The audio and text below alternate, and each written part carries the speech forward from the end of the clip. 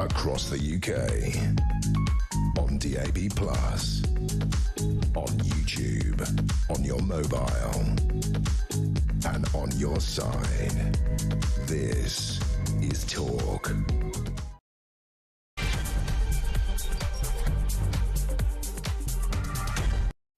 Hello there, good afternoon, stroke evening. We're at that sort of Venn diagram point of the day where I'm not really sure what it is. I say hello at dusk, although I think dusk might have been about half an hour ago. It's certainly looking pretty bleak out there. Lots to talk about today, lots of bits and bobs of news knocking about that we're going to sink our teeth into. And if you would like to join at the banquet of common sense, then you can. You can bring a platter of your thoughts to the number 03444 991000. That's the number to dial up if you want to talk to me in person. That would be fantastic. If you do, it's your normal network rate. If, however, you're more minded to just send a WhatsApp or even a voice note on WhatsApp, you can use that number 03444 991000 for that as well. If you still believe in the good old-fashioned text message, it is 87222. For some reason or the other, I don't know why, if you are going to text, you have to write the word talk before you write your message.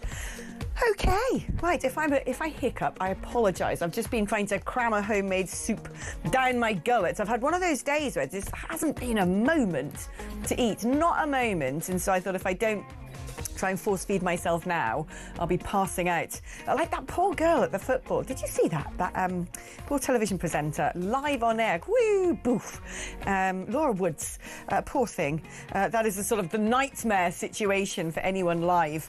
Okay, right. Let's talk about other nightmare situations and focus on politics. Would it be a nightmare situation if the Reform Party merged with the Conservative Party? It's definitely something that you hear a lot of Conservatives saying, especially as so many seem to go, oh, I've lost my seat, better defect now. Because they know, looking at the polling, and it's been stable for a year, they know that the jig is up. And so the idea that their skins could be saved if they were welcomed in to a Nigel Farage government, or perhaps they think that, because a lot of Tories still believe they should be the ones to form the government and let Reform UK in. But Nigel Farage says he's adamant. Absolutely not. So let's speak now to Talk International editor Isabel Oakeshott. Hi, Isabel. Hi, Alex. I mean, this is so much mischief making by Reform's opponents. It is a deliberate attempt to damage Reform. It's complete nonsense. Anyone who knows Nigel Farage knows that he despises the Tory party as a machine. He may not despise individual former Conservatives, but he always says, never trust a Tory. That is a Nigel mantra. And the idea that the Reform Party at this point would be talking about, even off the record, pacts with the Conservatives, I'm afraid is two things. Total wishful thinking on the part of the dying Tory party, who deservedly are going extinct, A, and B, damage operation. This is a smear operation by left-wing media. That's what it is. Let's have a look at the remarks of a man you might be familiar with this morning on The Breakfast Show.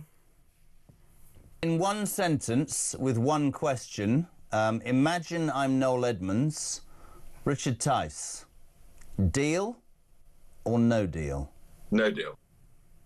Well, there you go. That was definitely short and sweet. I mean, this apparently has come from donors, and maybe their donors have come from the Conservative Party, because I've met a few of these types in my existence, and a lot of them still have this sort of belief that the Conservative Party might still make it back. They could magically regrow, resurrect, like on Easter Sunday.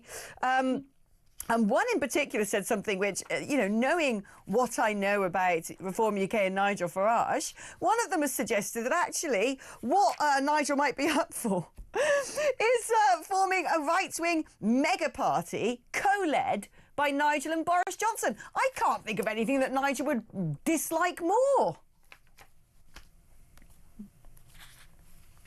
Sorry, I lost you there for a minute there, Alex, but I think I know what you said, which was I can't think of anything that Nigel would find more abhorrent than the idea of co-leading a party with Boris Johnson. Look, this isn't going to happen. This is absolute fantasy land or nightmare land, whichever way you look at it. I also speak to some of these Tory types, and you know, they're very patronising without probably meaning to be.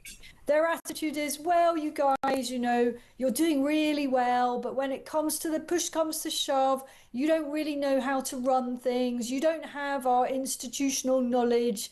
You know, you don't have our century of experience of ground force operations, etc., yada, yada, yada, yada. What this means is we see ourselves going extinct and we want to piggyback on you because now you're riding high.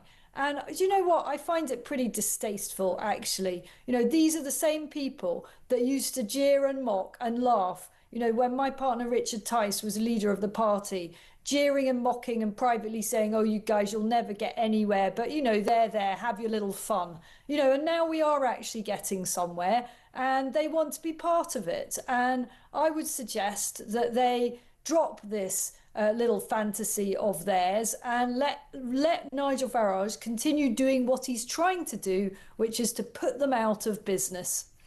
Are we at risk now of there being, according to maybe Reform UK members and voters, too many Tories coming over? There were 3 other defections the other day, primarily people who'd lost their seats, who suddenly go, oh, maybe I want to be an MP again. And people saying, that's not fair, don't parachute them in. There's had to be communiques saying, look, you know, the membership will be prioritised. We're not going to suddenly allow these has-been Tories to be put to the top of the queue.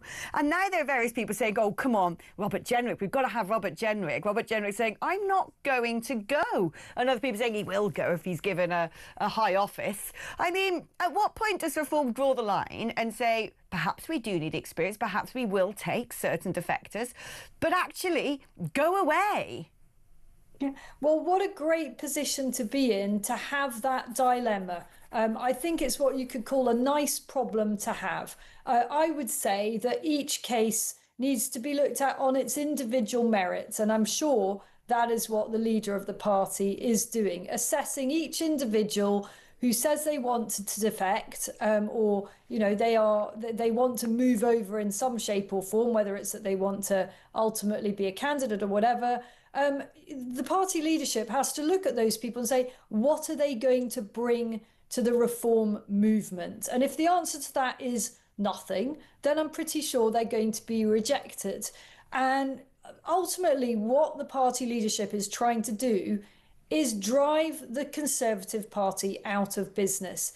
And I completely understand that slight queasiness on the part of the long marchers, on the part of the activists, on the part of all those unsung volunteers that kept the show on the road before reform became fashionable, and indeed have continued grafting away to build it to where it is today. I understand their queasiness at the idea of these Tory has-beens just sailing in. But ultimately, the party leadership believes that they have value to offer. And ultimately, what Nigel Farage is trying to do, as I said before, is put the Tories out of business. And every one of those little defections, big or small, is deeply demoralising for the diminished band of Conservatives that remain. Let's move on now to another story, which is apparently the WI, the Women's Institute, probably the oldest, most established female-only organisation in the United Kingdom, has actually banned transgender women from becoming members. Good. The Supreme Court, of course, ruled back in April, months ago now, about the definition of a woman under the Equality Act was based on biological sex. And we're still waiting, aren't we, for Bridget Phillips, who's sitting on that, to actually make a decision about how this is going to be put into law. She doesn't want to, but rightly so. The Women's Institute have taken it under their own steam to say, we don't want transgenders. We don't want men joining our institution. Well, clue's in the name, isn't it? It's called the Women's Institute, not the Trans Institute or the Women and Trans Institute. I don't know why this took anyone any time to consider. It would be a decision I would have not even had to mull over. It's just there in the title, and that's the raison d'etre of the Women's Institute, to be women and do women things. I couldn't agree more.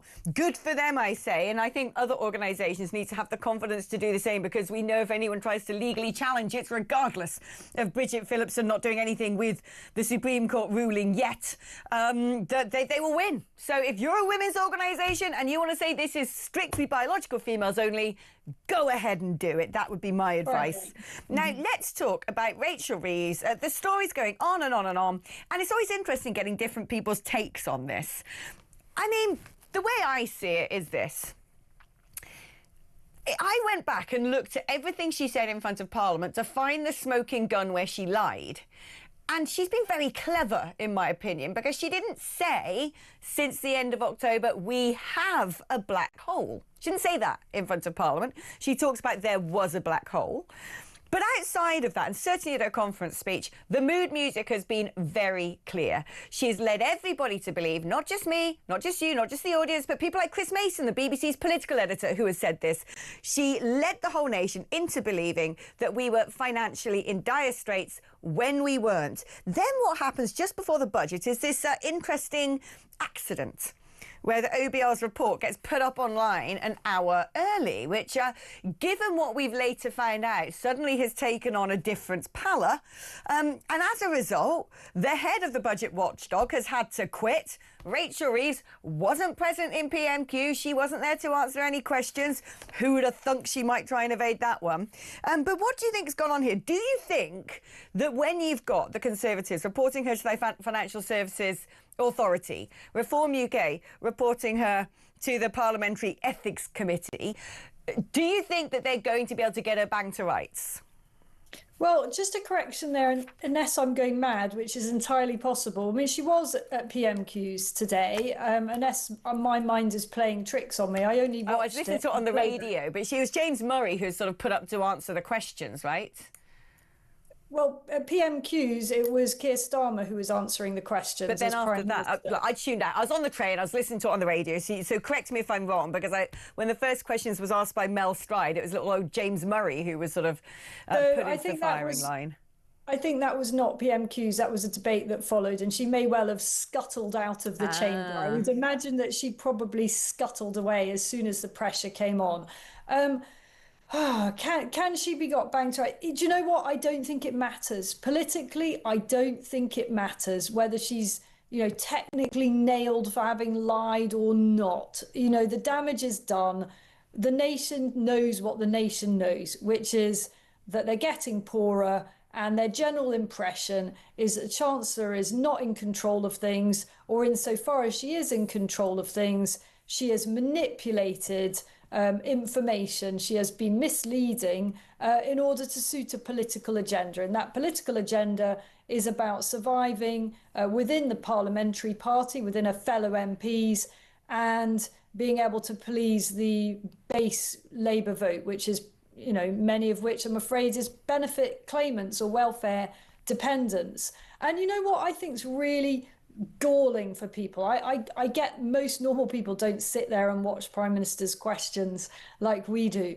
But the Prime Minister today, I think he said it about 7 times. He used the word proud. He kept on saying, I'm proud of what we've done here, there and everywhere. He's proud. I thought, here's the problem. You have no shame. How can you stand up there and say you're proud when the nation is in the state that it is in, when most people feel utterly wretched about what's being imposed on them, when most people, when Rachel Reeves stood up there and said, I'm asking everyone to contribute more, thought, I'm already contributing more than I can afford in order to prop up people who can't be bothered to do a hard day's work. Yeah, you and me both. Do you know what really gets my goat? The one that triggers me, for want of a better phrase, is whenever they say, because it's the right thing to do. No, it's not the right thing to do. How dare you lecture me on what is right and wrong? You absolute... Shall we see how triggered we get watching a clip of Sir Keir Starmer defending Rachel Reeves at PMQs?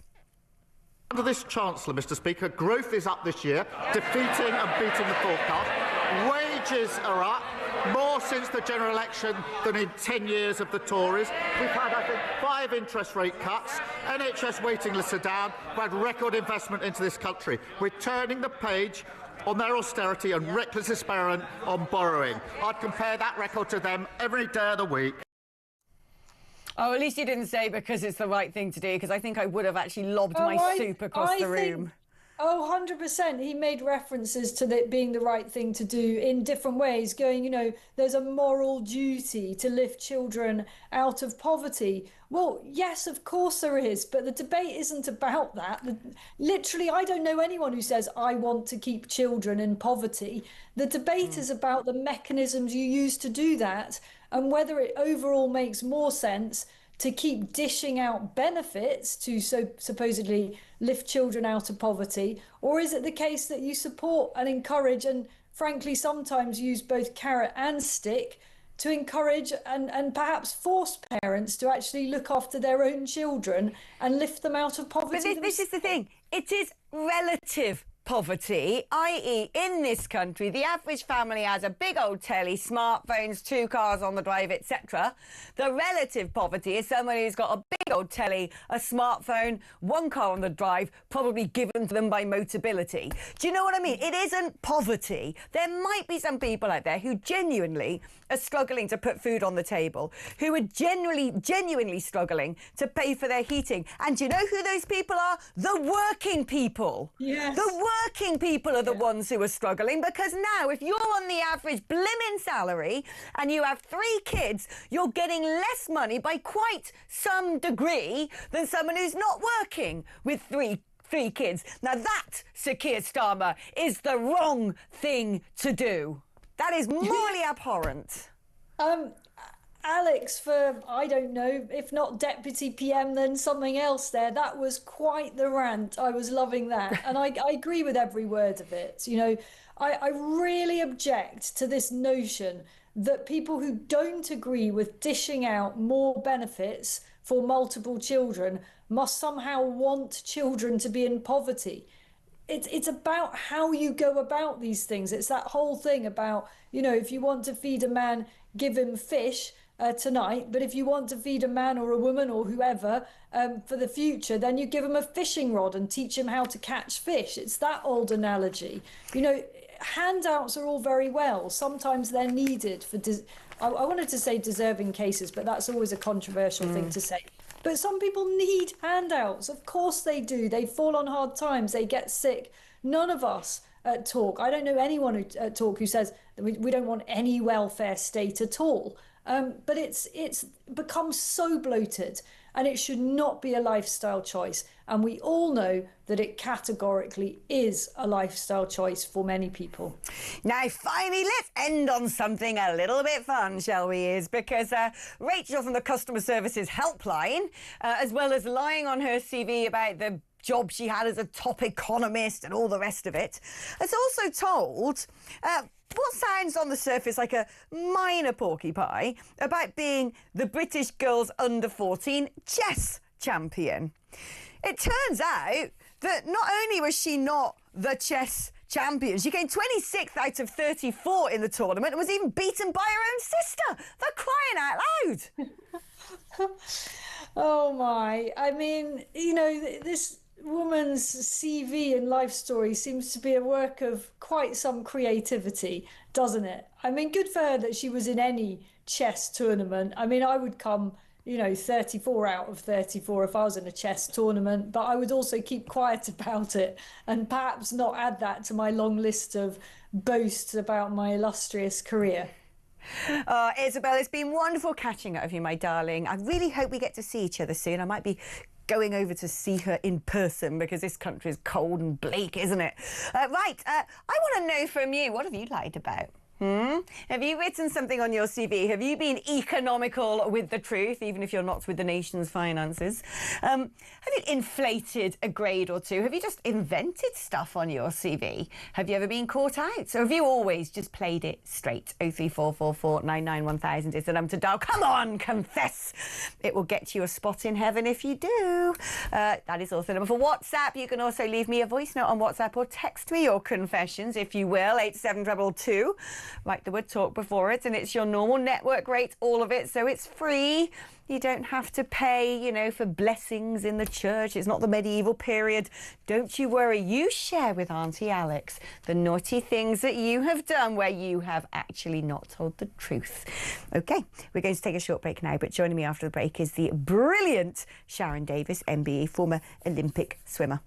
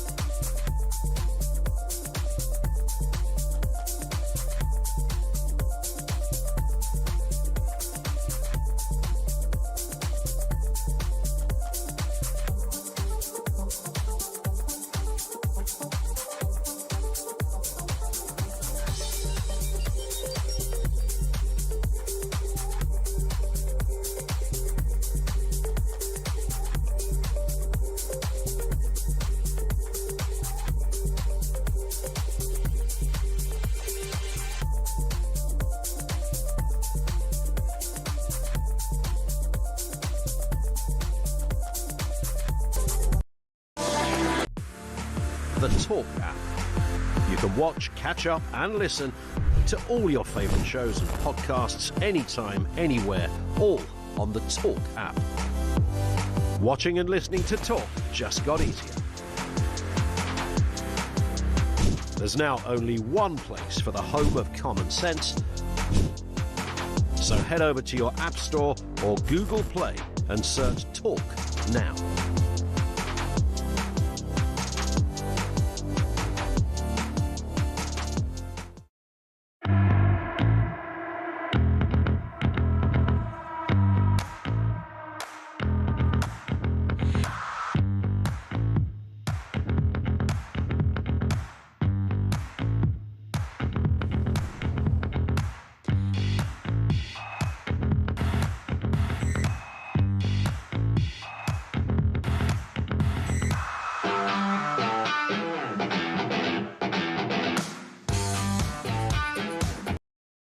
Across the UK, on DAB+, on YouTube, on your mobile, and on your side. This is Talk. Hello, welcome back to the show. Let's do a couple of voice notes and a few messages before we hit up our next item. Amanda says it's simple. Any Tory defectors to reform need to sign a loyalty contract.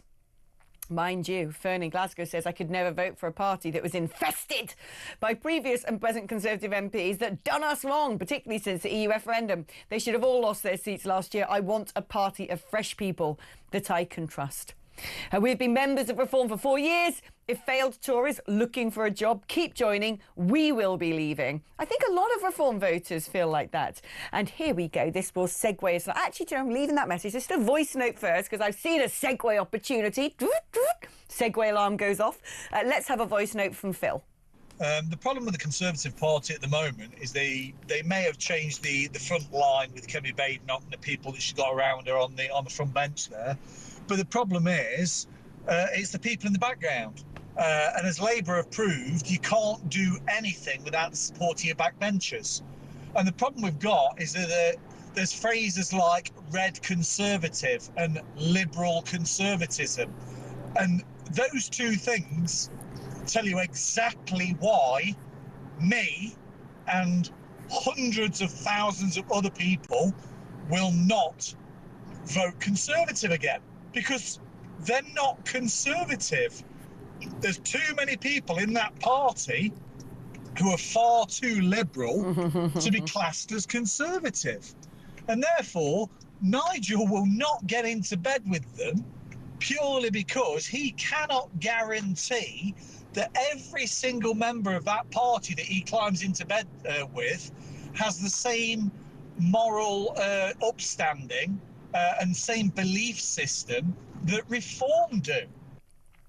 My view is this: at the end of the day, if they had a moral backbone, if they had conviction, then what they would have done a long time ago is realise their party isn't serving them, doesn't represent their political viewpoints, and defected when it would have been pretty dramatic and symbolic to do so. Not gone, I want to keep my position, I want to get elected again, therefore I'm going to move to Reform because it's going to be politically expedient. And actually, if you want an example of how leftist the Conservative Party used to be, OK, how left-wing they were, just remind yourself that who is the one looking at all of these sort of, prisons and justice issues? Oh, David Gauke. That's right. The former Conservative who's now working with the Labour Party, and even more egregiously, I keep saying egregious at the moment, but I like it because it is egregious. Who is the person sitting there working on the Islamophobia Act? Dominic Blimmin-Grieve, the former Conservative Attorney General. I mean, come on. These people are not Conservatives. And if that's what the Conservatives are, they're the opposite end of the political spectrum to Reform. Right, before we go to our next item, let's segue it in with this message from Christine in Northwich. She, her proud woman, says, Alex, the Women's Institute as an organisation don't actually agree with banning trans women. They put out a statement saying they believe trans women are women, but they had to follow the Supreme Court ruling. Well, did they? Because Bridget Phillipson hasn't done anything about it yet. Let's speak now to someone who's been campaigning on this for such a long time. She's a vanguard when it comes to women's rights. It's the magnificent Sharon Davis. Sharon, that message has really disappointed me, because there I was thinking the Women's Institute, plucky older women, don't want to get involved in all this sort of silly modern pronoun stuff, have a bit of wit and wisdom about them, and said, we're not going to go along with this and our backs are covered because of the Supreme Court ruling. Turns out that they've caved. Yeah, absolutely. Well, they caved a long time ago. Unfortunately, the same as sport.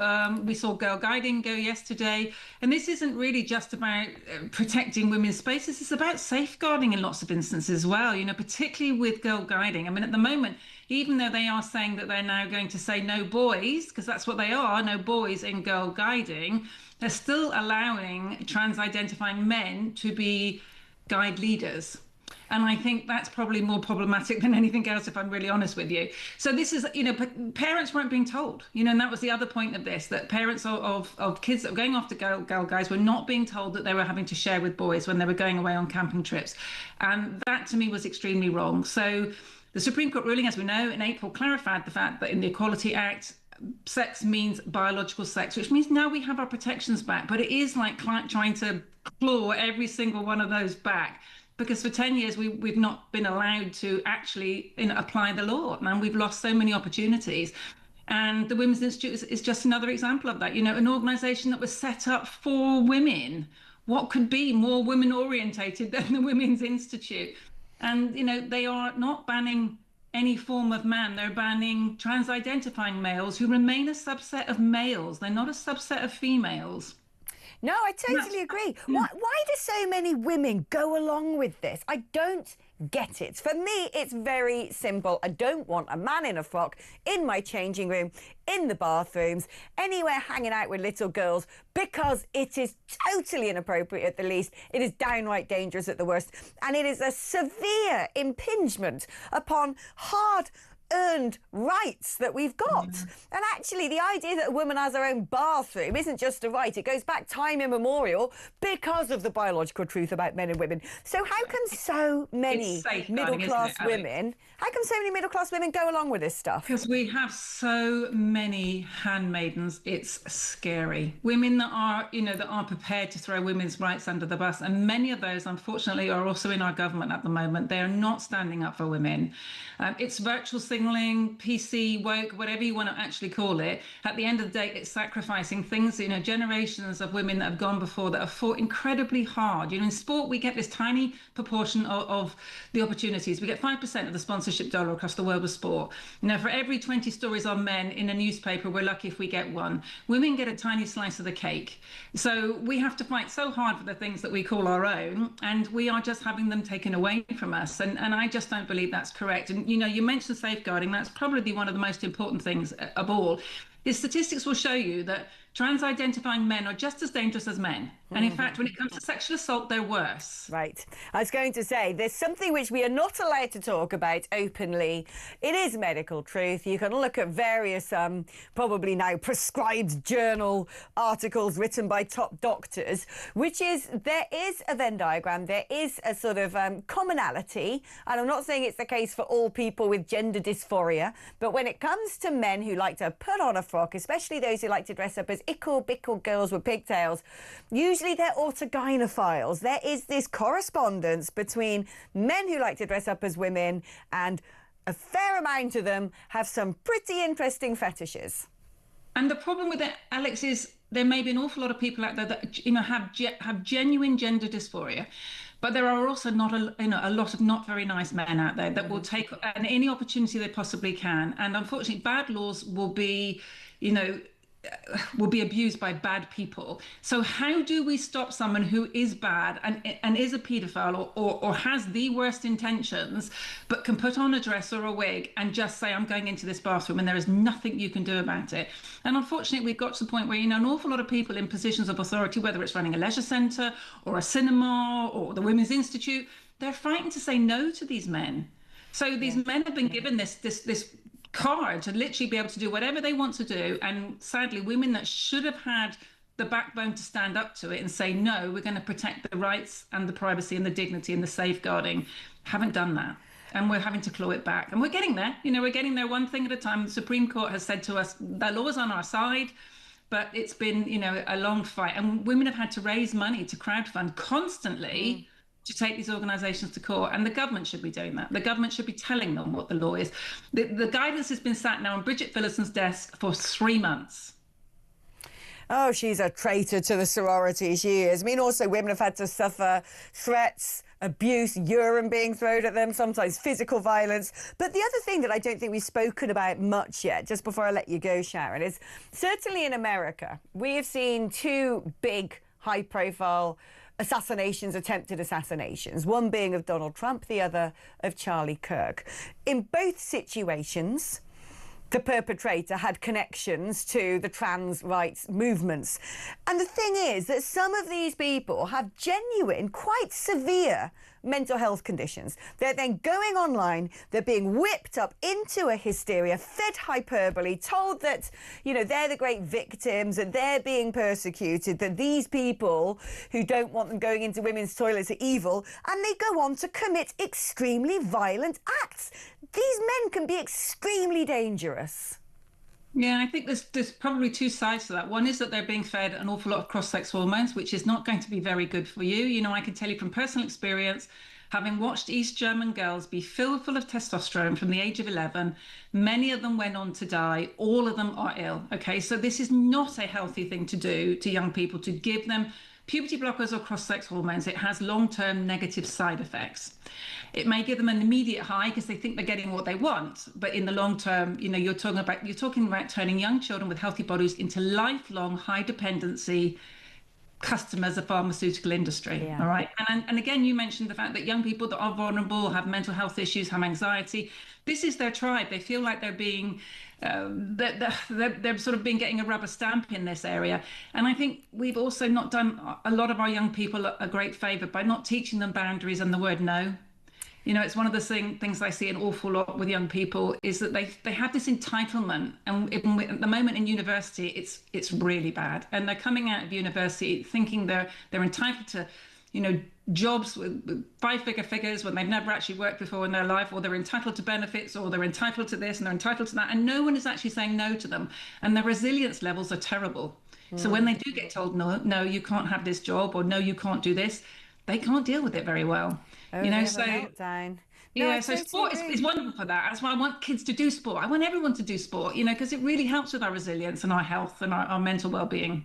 Oh, do you know what, Sharon? You might not know this, but I've recently moved back to God's own county, and I believe I live in very close proximity to you. This girl could certainly be doing with a kick up the backside to get in shape. So I might message you after this and see if you want to put me through my Come paces. work out with me. Or if you want to just have wine, that's an easy sell. Oh. The wine is what you do. That's your payment, isn't it, for going to the gym? That's the way I look at it. There I get you to eat go. or watch a bit more TV, providing I've gone to the gym. There you go. I can't wait. Sharon, thank you so much for coming on the programme. I love Sharon Davis.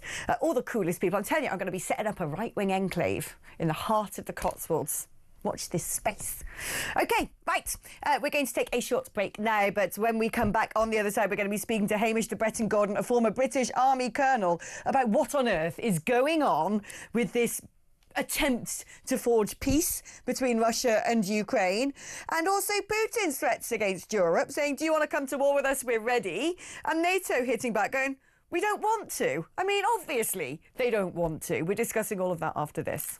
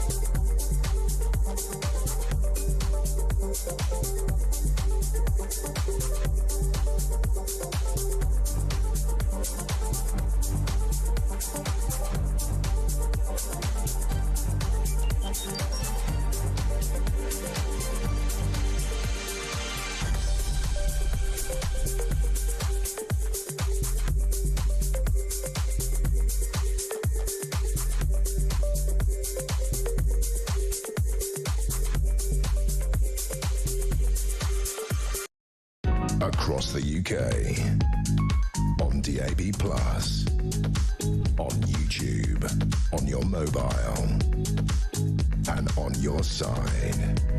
This is Talk. Hello and welcome back. Now, I cannot keep up with what is going on with the drive to try and form some sort of peace deal between Ukraine and Russia. But my conclusion is it just seems to be a process totally in vain. I cannot see a situation where Ukraine will be happy and Russia will be happy. And you have Putin saying, well, it's all the Europeans' fault because we had this a brilliant 28-point peace plan that America had conveniently translated from the Russian into English to put in front of everybody because the Kremlin wrote it. And understandably, Ukraine and Europe were like, come on, you can't make Ukraine give up most of its armed forces. not be in the EU, not be in NATO, not have long-range missiles, give up all the territory that Russia's invaded and a bit more. Like, what is that? I mean, what is that? That's basically rewarding Putin and saying, do you want to come back for a second bite in about 2 years' time? Totally unacceptable. But then Putin says, well, it's the Europeans. They're getting in the way of all of this. And if they want to fight me, come and have a go. If you think you're hard enough, we're ready. Then you've got the NATO boss saying, we don't want to fight you. And I think this is at the heart of all of this. I think at the heart of all of this, actually, is both Europe and America really don't know, when it comes to Putin, what is swagger and what is actually a direct threat. Maybe I'm wrong. Let's speak now to Hamish de Bretton-Gordon. He's a former British Army colonel. I mean, having watched this play out over the course of a couple of months, I love a bit of geopolitics. It's quite clear to me, at least, I might be wrong with this, I think it's quite clear that everyone is genuinely a little bit afraid of Putin. Alex, hi, good afternoon. Yeah, I think they are. I think Putin is a master strategist. One of the ways I look at it, when you look at the negotiations between Trump and Putin, you have Trump, who is a materialist, and you've got Putin, who's an ideologue. And Trump seems to think he can buy Putin. But of course, Putin has got riches that only Trump can dream of. So I think the only way to deal with Putin is on ideology. And going back to your opening piece there, I mean, you're absolutely right. Putin has said he wants to regrow the old Soviet Union. Subjugating Ukraine is the first part of that. His 28-point plan, and it was his plan that we saw, was the very basics. He has no interest in peace at all. And I personally believe the only way to get him to ceasefire and negotiate is to show strength. If people might remember a few weeks ago when there was a threat of American Tomahawk cruise missiles going to Ukraine, the Russians suddenly came galloping to the table to negotiate. So I think the Americans are barking up the wrong tree at the moment. You're right, there's a bit of ambiguity coming out of NATO. Of course, we don't want to fight, but ultimately we have to. And the final bit on this intro, I think, Alex, is Putin exploits weakness, and we see it all the time, but he respects strength, and we've got to show strength if we want to bring this to a conclusion anytime soon. I mean, the difficulty is, and for me, actually, a lot of this comes down to money, because Europe cannot afford, looking at the terrible state of our economy, although not as bad as Rachel Reeves made it out to be, but by and large we live in a declining continent. Our manufacturers gone to pot. We're actually suffering as a continent because we can no longer technically use Russian gas, although I think 15% of European gas is still imported from Russia, and then you've got all of the gas that is bought by third countries, refined and then sold to Europe. But Europe can't afford to keep writing blank checks to Ukraine. They're all looking at it going, my people are getting fatigue in this. They're not really sure why we're doing it anymore. It doesn't seem to be moving the needle. But equally, Europe cannot afford to not be doing this either, because the minute that Ukraine doesn't have supplies of arms, they're going to be trampled, I would imagine. And you've now got this interesting argument taking place with all of the frozen Russian assets, which are sitting in a bank account in Belgium right now, and the EU once again is completely split over that. You've got some countries, including Germany, going, right, unfreeze that money, send that to Ukraine, and Belgium saying, you can't do that. You cannot, as a continent, come in, demand access to frozen assets whenever you want at the drop of a hat, because other countries will never want to put money into European banks.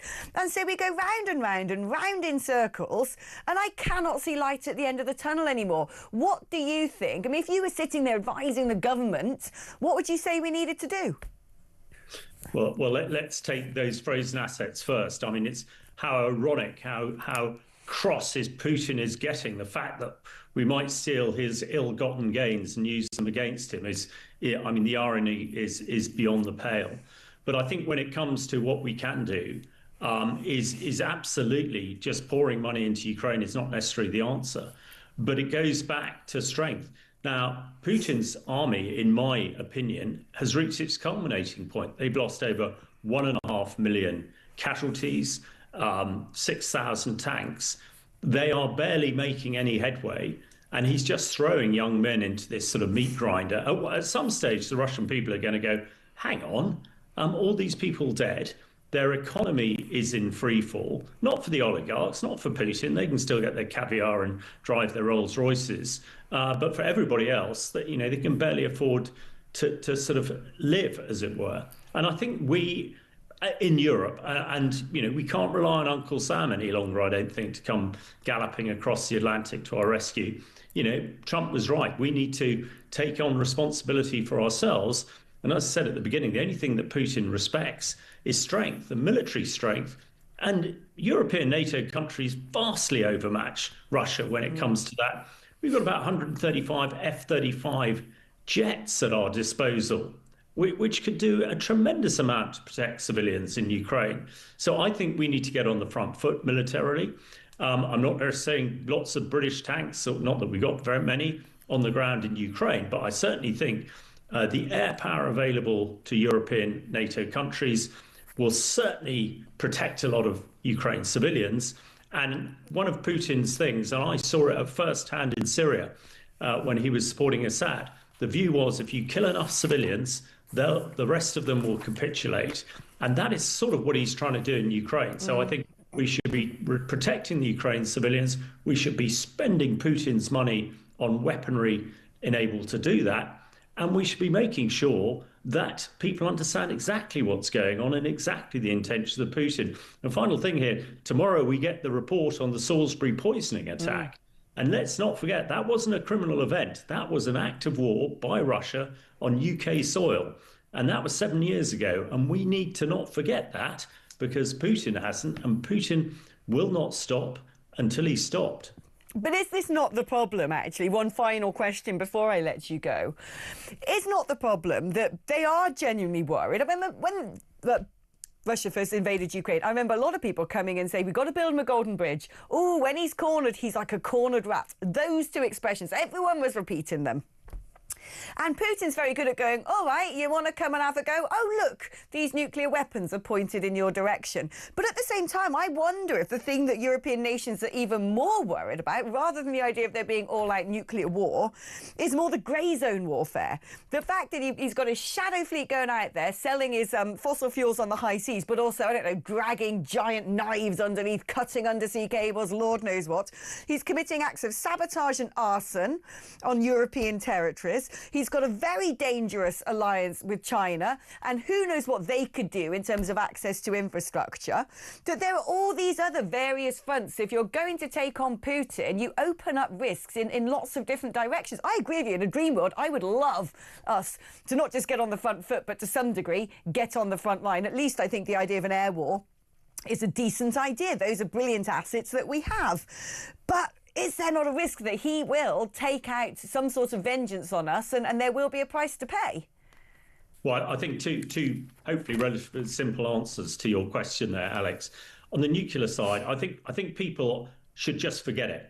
It's not going to happen. Mutually assured destruction has prevented nuclear use for 80 years, and it's not going to happen now. And Putin knows that. But he knows that particularly Western leaders get terrified when the nuclear sort of word is used. So I should put that aside. On the grey zone, on the hybrid war, we are at hybrid war with Russia. We have been since the Salisbury attack 7 years ago, and before that. It's happening all of the time. Actually, thank God we're quite good at it. And particularly in the UK, our security services and others are doing an awful lot to nullify it. And I don't think people should be worried about it. It's happening at the moment. We should probably invest more in our security and military services to make sure we can nullify it. But the bottom line is I agree, we need to get on the front foot. Russia is a tiny country financially and militarily compared to NATO and the rest of the West. And we should not be cowed by this man. And the final point here, Alex, lots of people say whatever comes next might be worse. But I entirely disagree. Whatever comes next is not going to be an ideologue. It's going to be one of the Russian backroom boys, materialists. They can be bought. And I think people need to keep that in the back of their minds as well. Putin going is not necessarily the worst thing for this. Hamish, it's always fascinating catching up with you. Thank you so much for giving us your time and expertise. OK, we're going to take a short break now, but you know what that means? It means after the break, you get to have your say. That's right, 0344 499 1000 is the number to dial. You can use that to send me a WhatsApp. Leave me a voice note on WhatsApp. 87222 is the number to text. Right, talk before your text. And I'm back with your messages and your calls after this.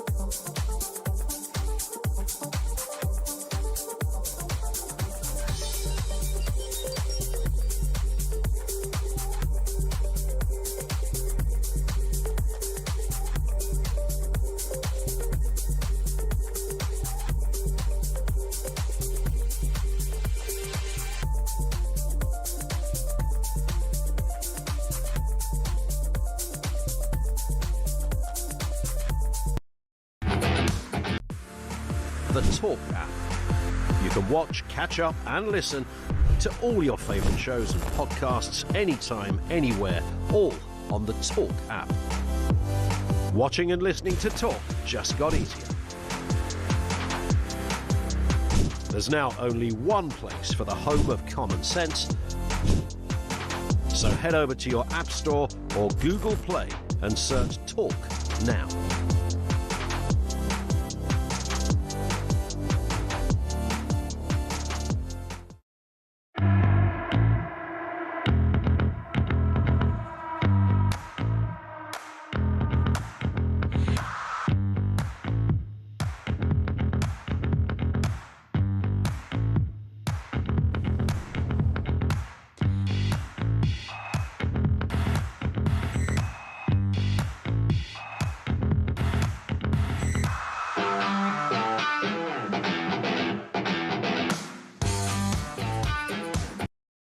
Across the UK, on DAB+, on YouTube, on your mobile, and on your side. This is Talk. Ladies and gentlemen, I have some breaking news for you. The Politburo has spoken. That is correct. Because Ian Starmer has booted an MP out for having the audacity of just voting against the government's plans to impose inheritance tax on farms. Gone!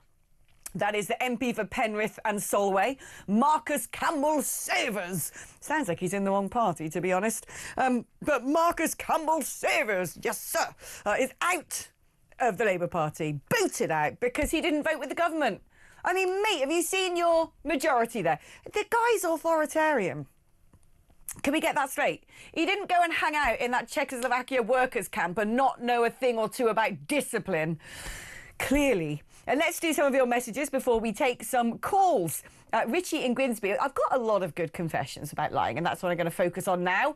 Good evening, Alex darling. Oh, good evening, Richie darling. When it came to my brother And me, he got the brains. So when he got his business degree, I copied his CV. And I've been bluffing it ever since. The only difference is I'm not running the country into the ground. Becca in Norfolk says, I always lie on the CV on the hobby section. I hate swimming, detest tennis, and have never done any volunteering. But it sounds good. That's the thing. If you lie about your hobbies, how are they going to find out you're lying? Unless you sort of say, I'm, really good at crochet. And someone says, oh, can you do this pattern for me for a nice winter blanket? I left school with a swimming certificate, says Reg, but on my CV it says I've got a CSC in English and a CSE in maths. Not bad for a dyslexic boy, but I've managed to work my entire life. I'm now 60. By the way, I read a lot better now than what I did when I left school. Dean from Cow says we've all lied at some point. It's in our DNA. What? I never lie. I kind of think that's my problem. Sometimes I wish I had a filter and was able to lie.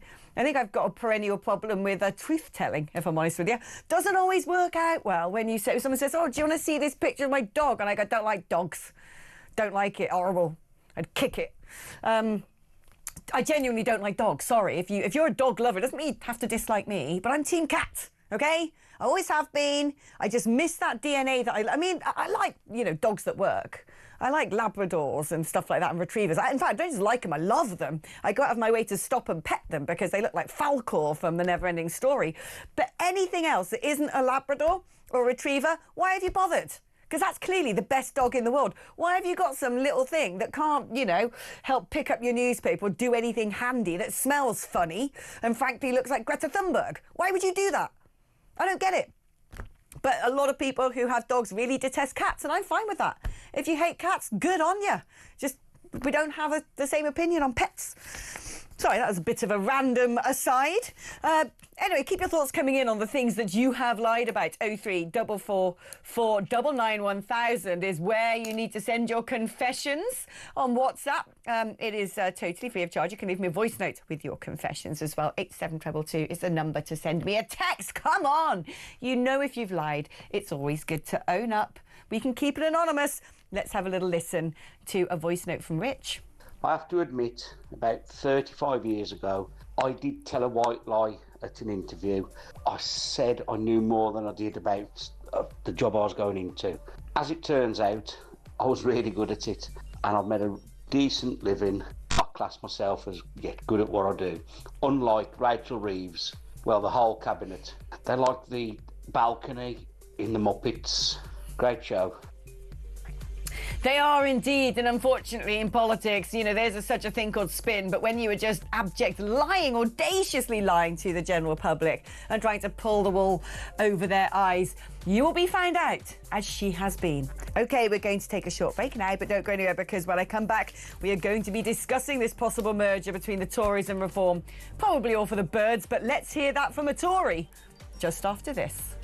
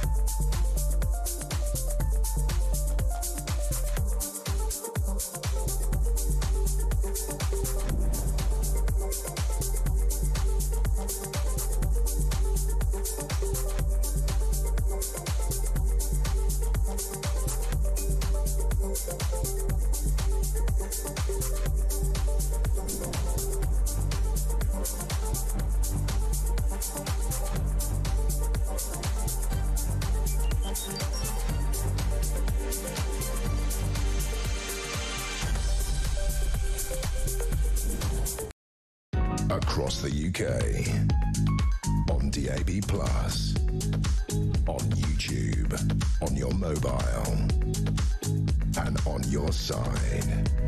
This is Talk.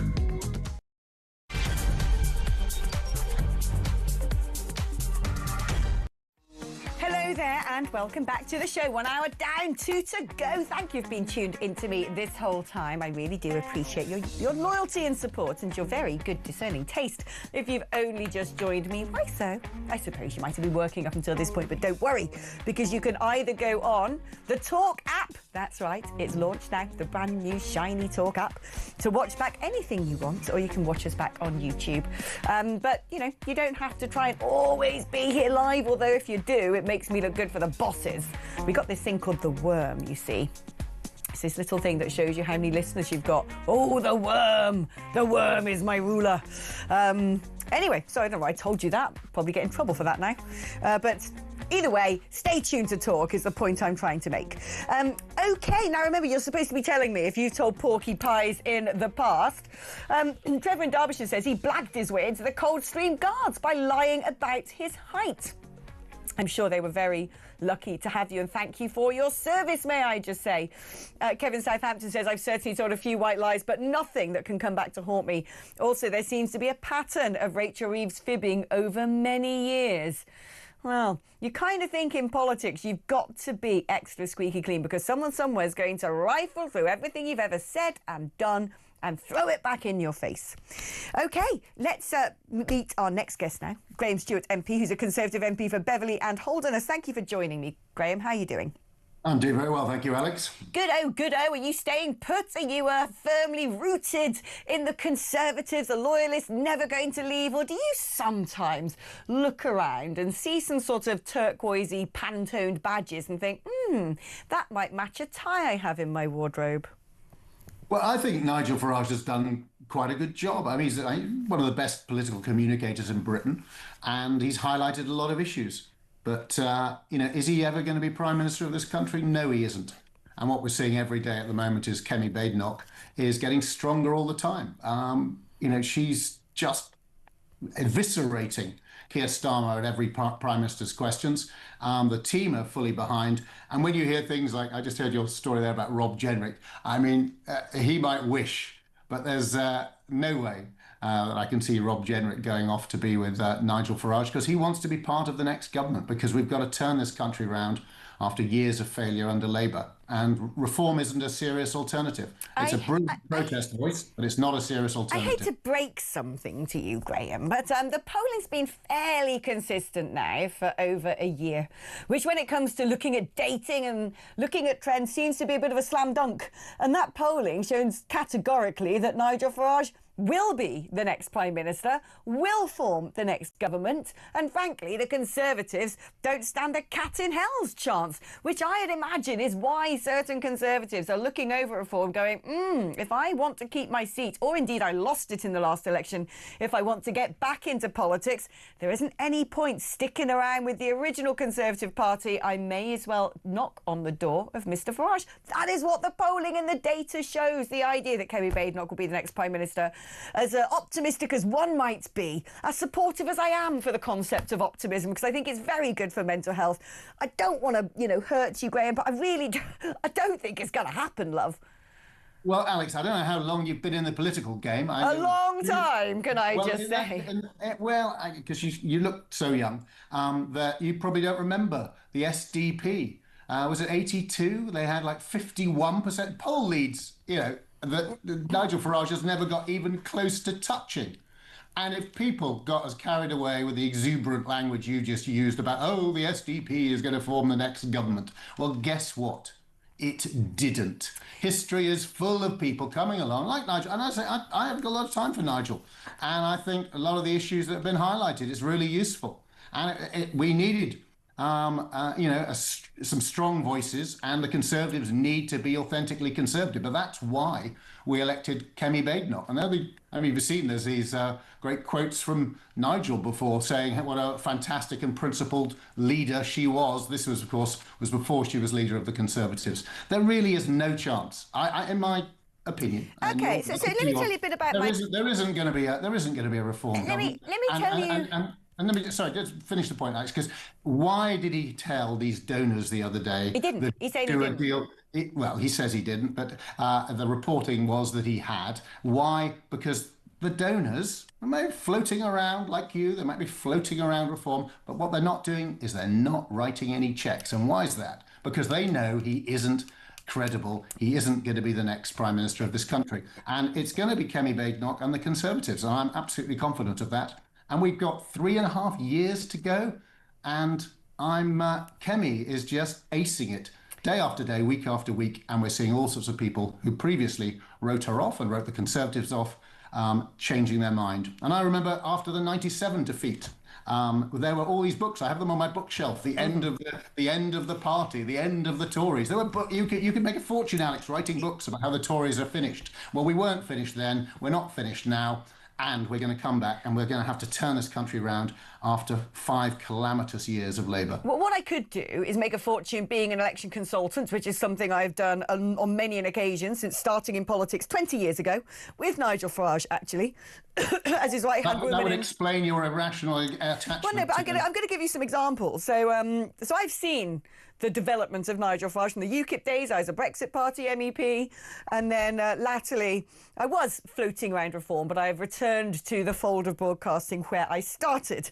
But if you look at recent history, and this is where things begin to unravel, because if you want to know where the precedents are being setting, it is the rise of populism around the world.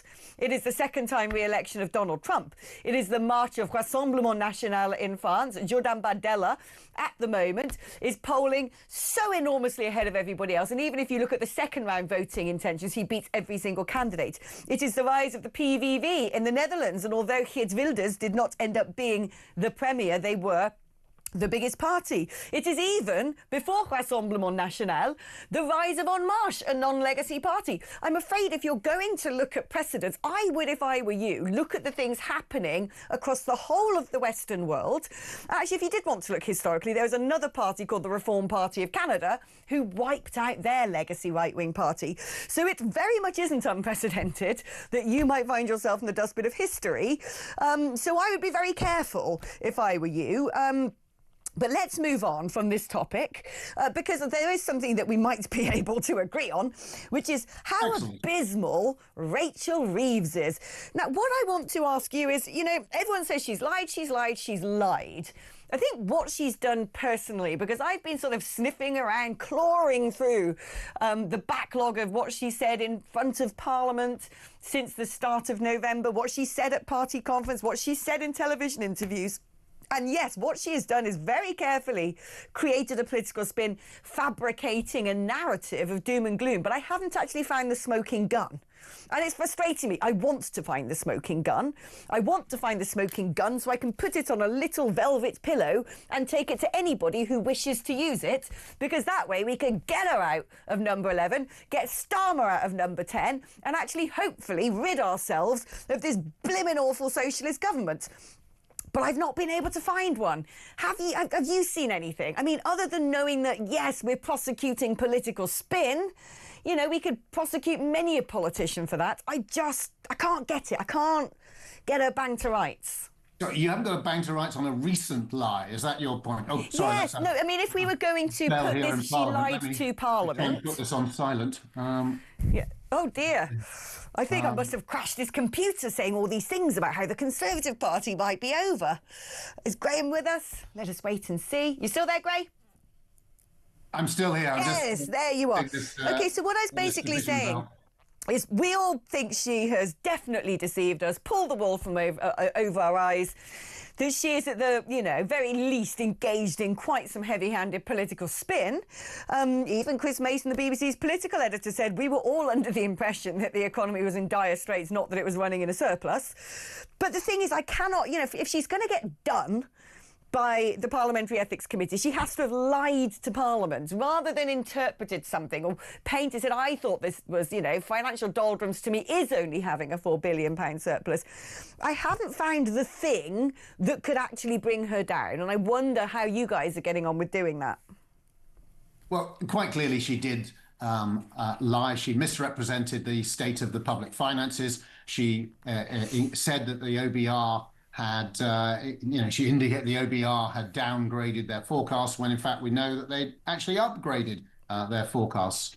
Is the sound all right for you, Alex? I'm aware the sound is okay for you, my darling. Don't you touch anything, don't move anything. You're crystal clear. We want to keep it that way. Good. But, I mean, if you want to bang to rights, she promised a year ago, do you remember? She said, this is a one-off budget, putting taxes up by 40 billion. We will not be back again. And we've wiped the slate clean and it's now all on us. And then a year later, she comes back with £26 billion of more tax rises. And a year ago, they were suspending Labour MPs for wanting to get rid of the two-child benefit cap. And now, apparently, it's a moral mission for them to introduce it. I mean, the rank hypocrisy, the dishonesty runs through them like Brighton through the centre of a piece of rock. But the problem is, I agree with you, it does, but they ain't going anywhere. They ain't going to move. They're not turkeys who voted for Christmas. So if a political party wants to see the other side of Rachel Reeves, they need to find something that she's literally said in front of Parliament that is an abject untruth. And I can't find that moment. I'm looking and I'm looking. I'm asking Grok to help me out, to pour through all the sort of, verbatim recorded in Hansard. And I just can't find it. I want it, but I can't find it. Right. Well, I'm much less concerned about that. It's important that you as a journalist should look for your killer scoop. I'm just aware that they're permanently dishonest. They promised to prioritise growth. They've done anything but. There isn't a single pro-growth measure in this budget. They promised they wouldn't put up taxes. Then they did a year ago, and they said absolutely, categorically, it turns out things were worse than we thought. The mythical 22 billion black hole, we definitely won't be back for more. And then they came back for more. And what's the outcome of all that? So as a lot of your viewers and listeners will think, well, that's all very well, calling each other liars and the process points. But unemployment's gone up every single month. We have 200,000 fewer people in work. That's 200,000 families losing out. So the big question for Rachel Reeves and Labour is, what's the unemployment price worth paying for socialism? Because they're not doing this to turn something around. They're not doing it like in the early 80s when government had been utterly bloated and it needed to be scythed back in order to have a healthy shoots of private sector recovery. That's not what they're doing. They're actually killing the private sector. They're putting taxes up. I'm looking at the revaluation, the Beverly Arms Hotel in the middle of Beverly. Its rates revaluation, they've doubled. Oh, shocking. 200,000 to over 400,000. The Rose and Crown pub, they've more than doubled the rates on that. And then and she comes to, if you want another absolute porky pie, she came in and said, I am lowering the costs of rates and taxes on business while she's putting them up on the pub around the corner from where I live. That's the reality. But I think you're right. That I don't think there is any silver bullet, even if you found it and it was highly polished and you put it in your gun and you pulled the trigger. I don't think this lot care about dishonest. They're fundamentally dishonest, and you can get Labour MPs, they will come on and they will argue that black is white and white is black. They've lost all their compass, and it is classic socialists. They are so sure that they're morally superior to the rest of us that it doesn't matter what they do. That dishonesty doesn't matter for them because they're essentially on the side of good. Whereas people on the right are understandably morally questionable and must be held to much higher standards. They screamed for Boris to go over a slice of cake, while from freebie frocks to free suits to Taylor Swift tickets, on and on it goes. The corruption minister has now just been convicted of corruption in other country. The transport secretary, actual fraudster. The Chancellor of the Exchequer, it's barely even mentioned. People say, oh, you shouldn't mention that because the agent said they would take care of the licensing. She went a year collecting rent. Failed in her personal responsibilities, not for a civil offence. The list without a doubt. The list goes on and on and on. And I can quite rightly say that people have the same sceptical view of the Conservative Party, reducing migration to tens of thousands. That didn't happen. That was one spectacular failure, wasn't it, Alex? Oh, huge. Getting a brilliant oven-ready deal with the EU. That was a surrender treaty. That was pretty appalling. I mean, there's plenty of things that other people can say governments have done U-turns, haven't delivered what they have promised. I don't think it's comparable, do you? But do I think what? Do you think it's comparable? I mean, well, no, the thing is, look, governing is hard. The thing is, I would we're say never this. deliberately dishonest. I would say this to you, Graham. Do I think it's comparable? Well, I actually find this government extremely dangerous. It's not just that I don't like their politics. It's not that I don't agree with socialism. It's not only that I'm sick to the back teeth of having to pay more and more in tax when I've only just been able to get on the housing ladder at the grand old age of 41, that I take nothing off the state. All I've done is work since the age of 14, went to a state school, delivered newspapers, worked in a supermarket to buy my first car. I've had plenty of medical conditions I could moan about, but I set my alarm and I get on with life, and I'm being asked to fork out cash money for some lazy so-and-so or someone who arrived in the country yesterday and wants to have 10,000 children. It's not okay. But beyond that, what I find so terrifying about this lot is, like you said, socialism. And what is the price to pay for socialism? Well, ask Mao and Stalin. There isn't too high a price. What I find so dangerous is the fact they sign away sovereign territory. You know, the fact that they are allowing China to build a mega embassy. You know, they make decisions. The fact they've chucked a load of concrete down oil wells and have banned any sort of exploratory drilling. You're going to plunge us into a really precarious situation where we can't keep the lights on. The same with the attack on the farmers. For crying out loud, we've got 6 days left of food supply. 6 days if anything goes wrong.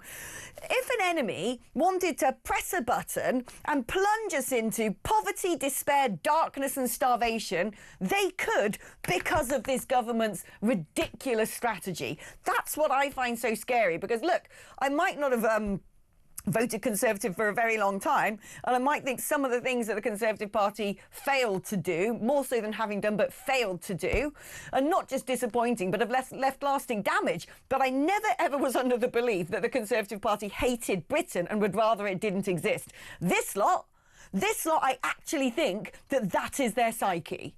You know, when David Lammy took down the picture of the Queen in the Foreign Office, the brilliant blimmin' late Queen, and replaced it with some sort of Pan-African Wakanda flag, tells you all you need to know about this government. They don't like Britain. They don't want it to exist. They're global socialists. And if that means flooding our country of foreigners, if that means impoverishing us, if that means basically rendering us completely castrated in terms of manufacturing because we've got no energy supply of our own, that doesn't matter. As long as they can fulfill their absolutely perverse communist dreams. That's what worries me, which is why I want you guys to get the smoking gun, get that woman banged to rights, and get them out of power. Yeah, well, I agree. And Kemi Badenoch, of course, is leading the charge and holding them to account. She's doing good. What have you thought about her performance lately? Oh, she smashes it out the park in PMQs. But look, Graham, I'm a discerning viewer of politics. She's doing a really good job. And, you know, I mean...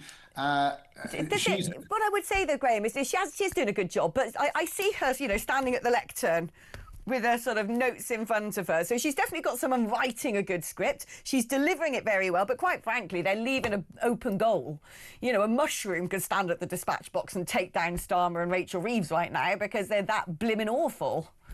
Yeah, well, the most important thing is to do the work to have the solution and the alternative. We need an alternative government. We've identified the £47 billion of savings because we've got to start reducing the size of the state. We've got to cut back on welfare, the £23 billion there, and then using this golden rule to mean that we reduce the deficit with half of it, and the other half we can use to reduce taxes and get this country growing again. That's what Conservative governments do, and notwithstanding, particularly because of the challenges we had, you know, the COVID, everyone seems to forget. I kind of understand the national obsession with not really even trying to think about it anymore, but that was an enormous hit. We brought the deficit down every single year. And it's important to remember, Alex, under the 14 years of the Conservatives, 4 million more jobs were created, 800 every single day, 1 million more businesses. And when we left power, having had COVID, having had the invasion of Ukraine, inflation was back to target, taxes were starting to be reduced, and the economy was recovering. This lot have come in and killed it dead. Yeah, and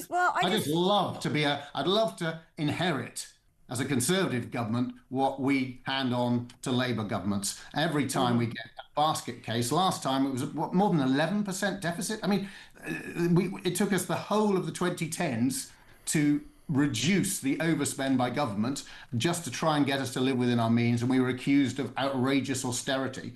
And in fact, because we grew the economy, we were also able to grow investment. I just wish your Rishi hadn't pulled the plug so quickly. I wish he had seen Rwanda through, carried on sorting out the nation's economy and not let this lot into power. That, to me, was just between you and me. Duty. Just between you and me, Alex, I agree with you on that. Well, why one. did he do that? By the way, look, I've just looked up something for you.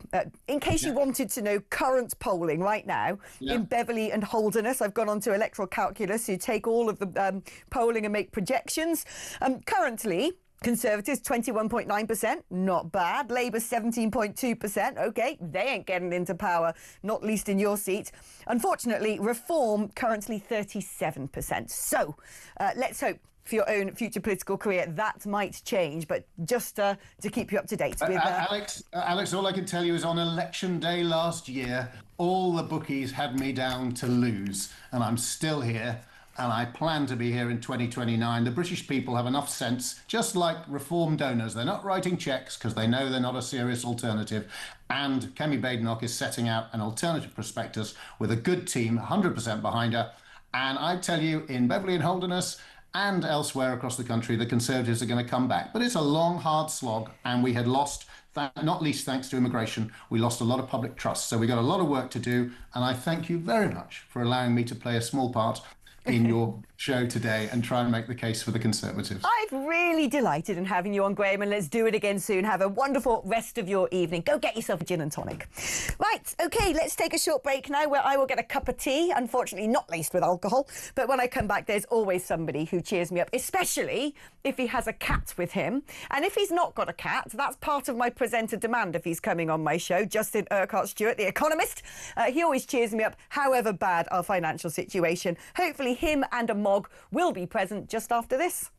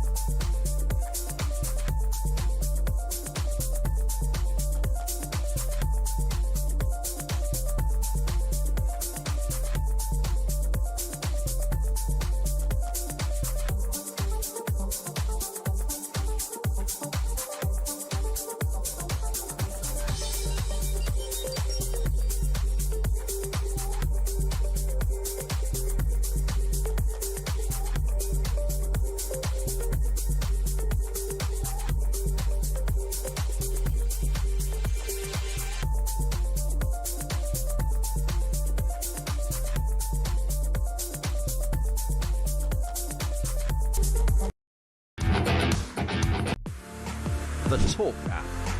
You can watch, catch up and listen to all your favourite shows and podcasts anytime, anywhere, all on the Talk app.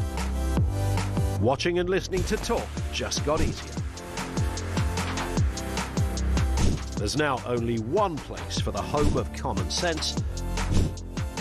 So head over to your App Store or Google Play and search Talk now.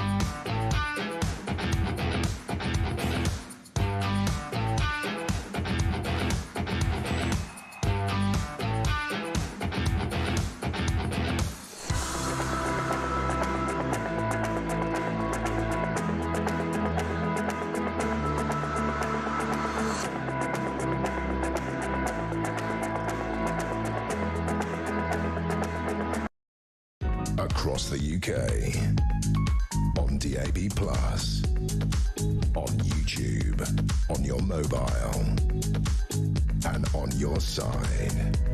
This is Talk. Right, OK, let us welcome to the show Justin Urquhart-Stewart and partner. Who have we got today, Justin? This is young Boo. She's the youngest one. She's going to be a bit fussy, I think, so she'll probably have a fit in a second and have a go at me. Oh my God! Ow, ow. I mean, God, if that was my cat, she would have like climbed over my back, leaving scratch marks. She doesn't like being held. But while you were holding our communal emotional support animal, can you tell us how bad the state of the economy is, please? And hold the cat in front of the camera while you do it. Well, Boo's actually upset because I think the cost of a tuna's gone up recently owing to Chinese overfishing.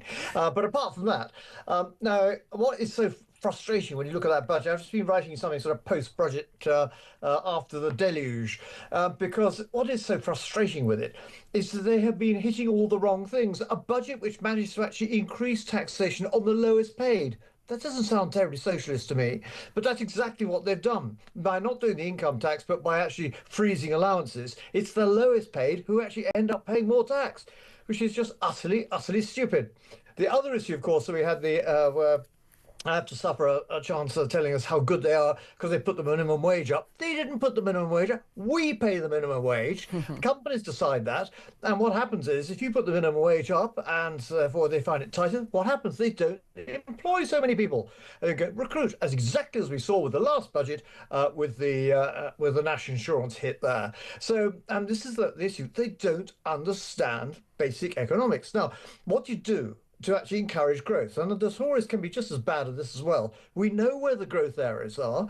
Look at the technology areas where we've been starting new businesses. They've been growing. They've been recruiting.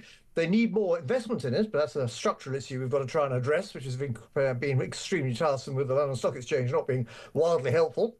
But nonetheless, we've actually got some about 30 different high-tech hubs around the country with all those nicknames, Silicon Glen and Fen and all that sort of stuff. But they breed, and in the most unlikely places. Go down to a really wild area of Cornwall, opposite St Ives, a place called Hoyle, which is really not exactly the most exciting of places. But there you'll find there's a small business park, and they've got their engineering, which is being managed which is operating out of Chicago, being managed from Hoyle. And they produce drill bits. They get sent off with 3D printing materials, and it is really quite astonishing. So this isn't just a southeast issue. This is all over the country.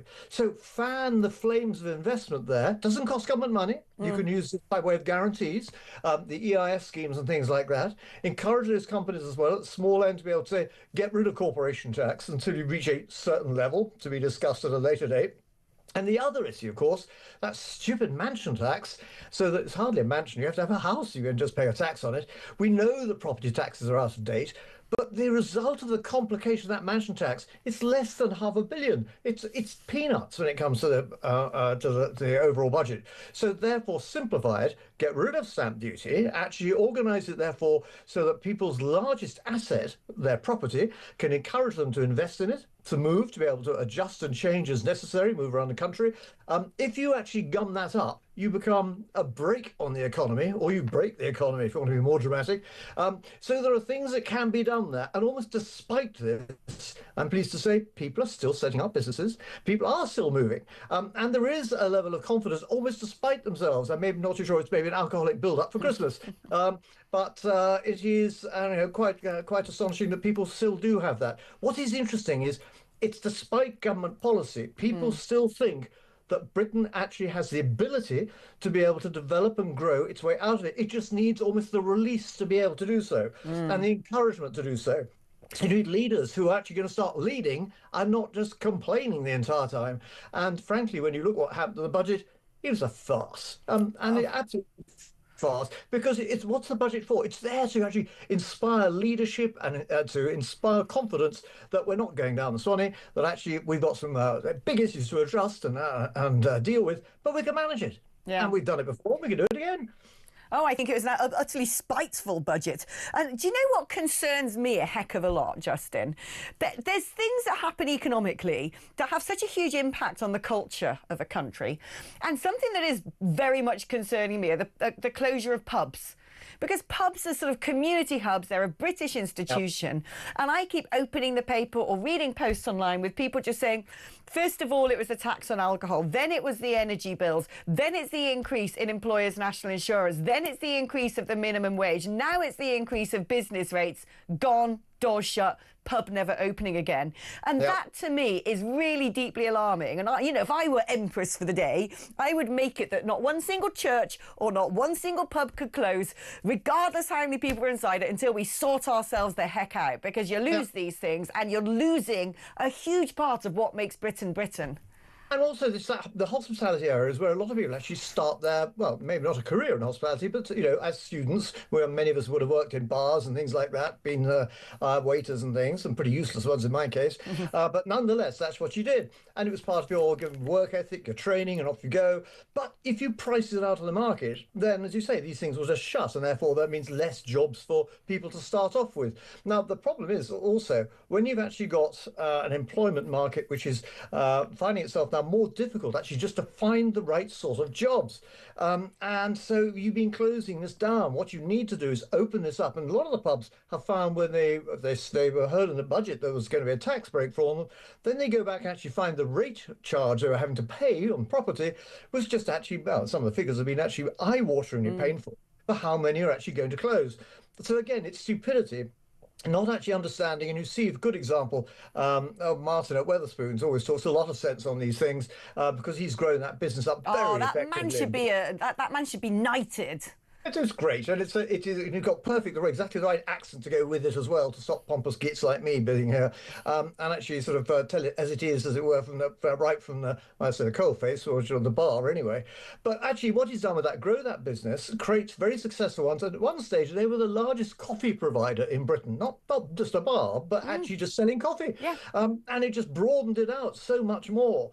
And of course, it also meant that the high streets and those areas, it brought people into those areas. And all sorts of people. Yeah, I think the Wetherspoons is a national treasure. I honestly believe it. People can go in there for really affordable food, don't have blaring music. You sit down, really affordable booze, back in a lot of British breweries as well, and actually resurrecting and restoring some beautiful old buildings, like old cinemas and old theatres.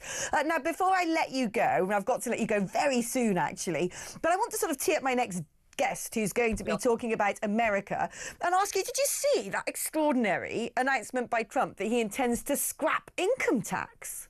Yeah, it's just astonishing. Now, what it does mean, though, is therefore where else does it go? Well, because he's got a very good point here. If you've got an economy which is service-based, 65% of the American economy is service-based, therefore you release that money and say to the consumer, come on, actually, we're not going to have income tax, you can go out and spend more. Why? Because they'll get more money on the expenditure, on the VAT. What he's looking at here, he probably won't realise it, but the speed of money through the economy, velocity of money through the economy, the faster it goes through, more people are actually doing things, spending money on it, therefore money gets clipped, that's your VAT.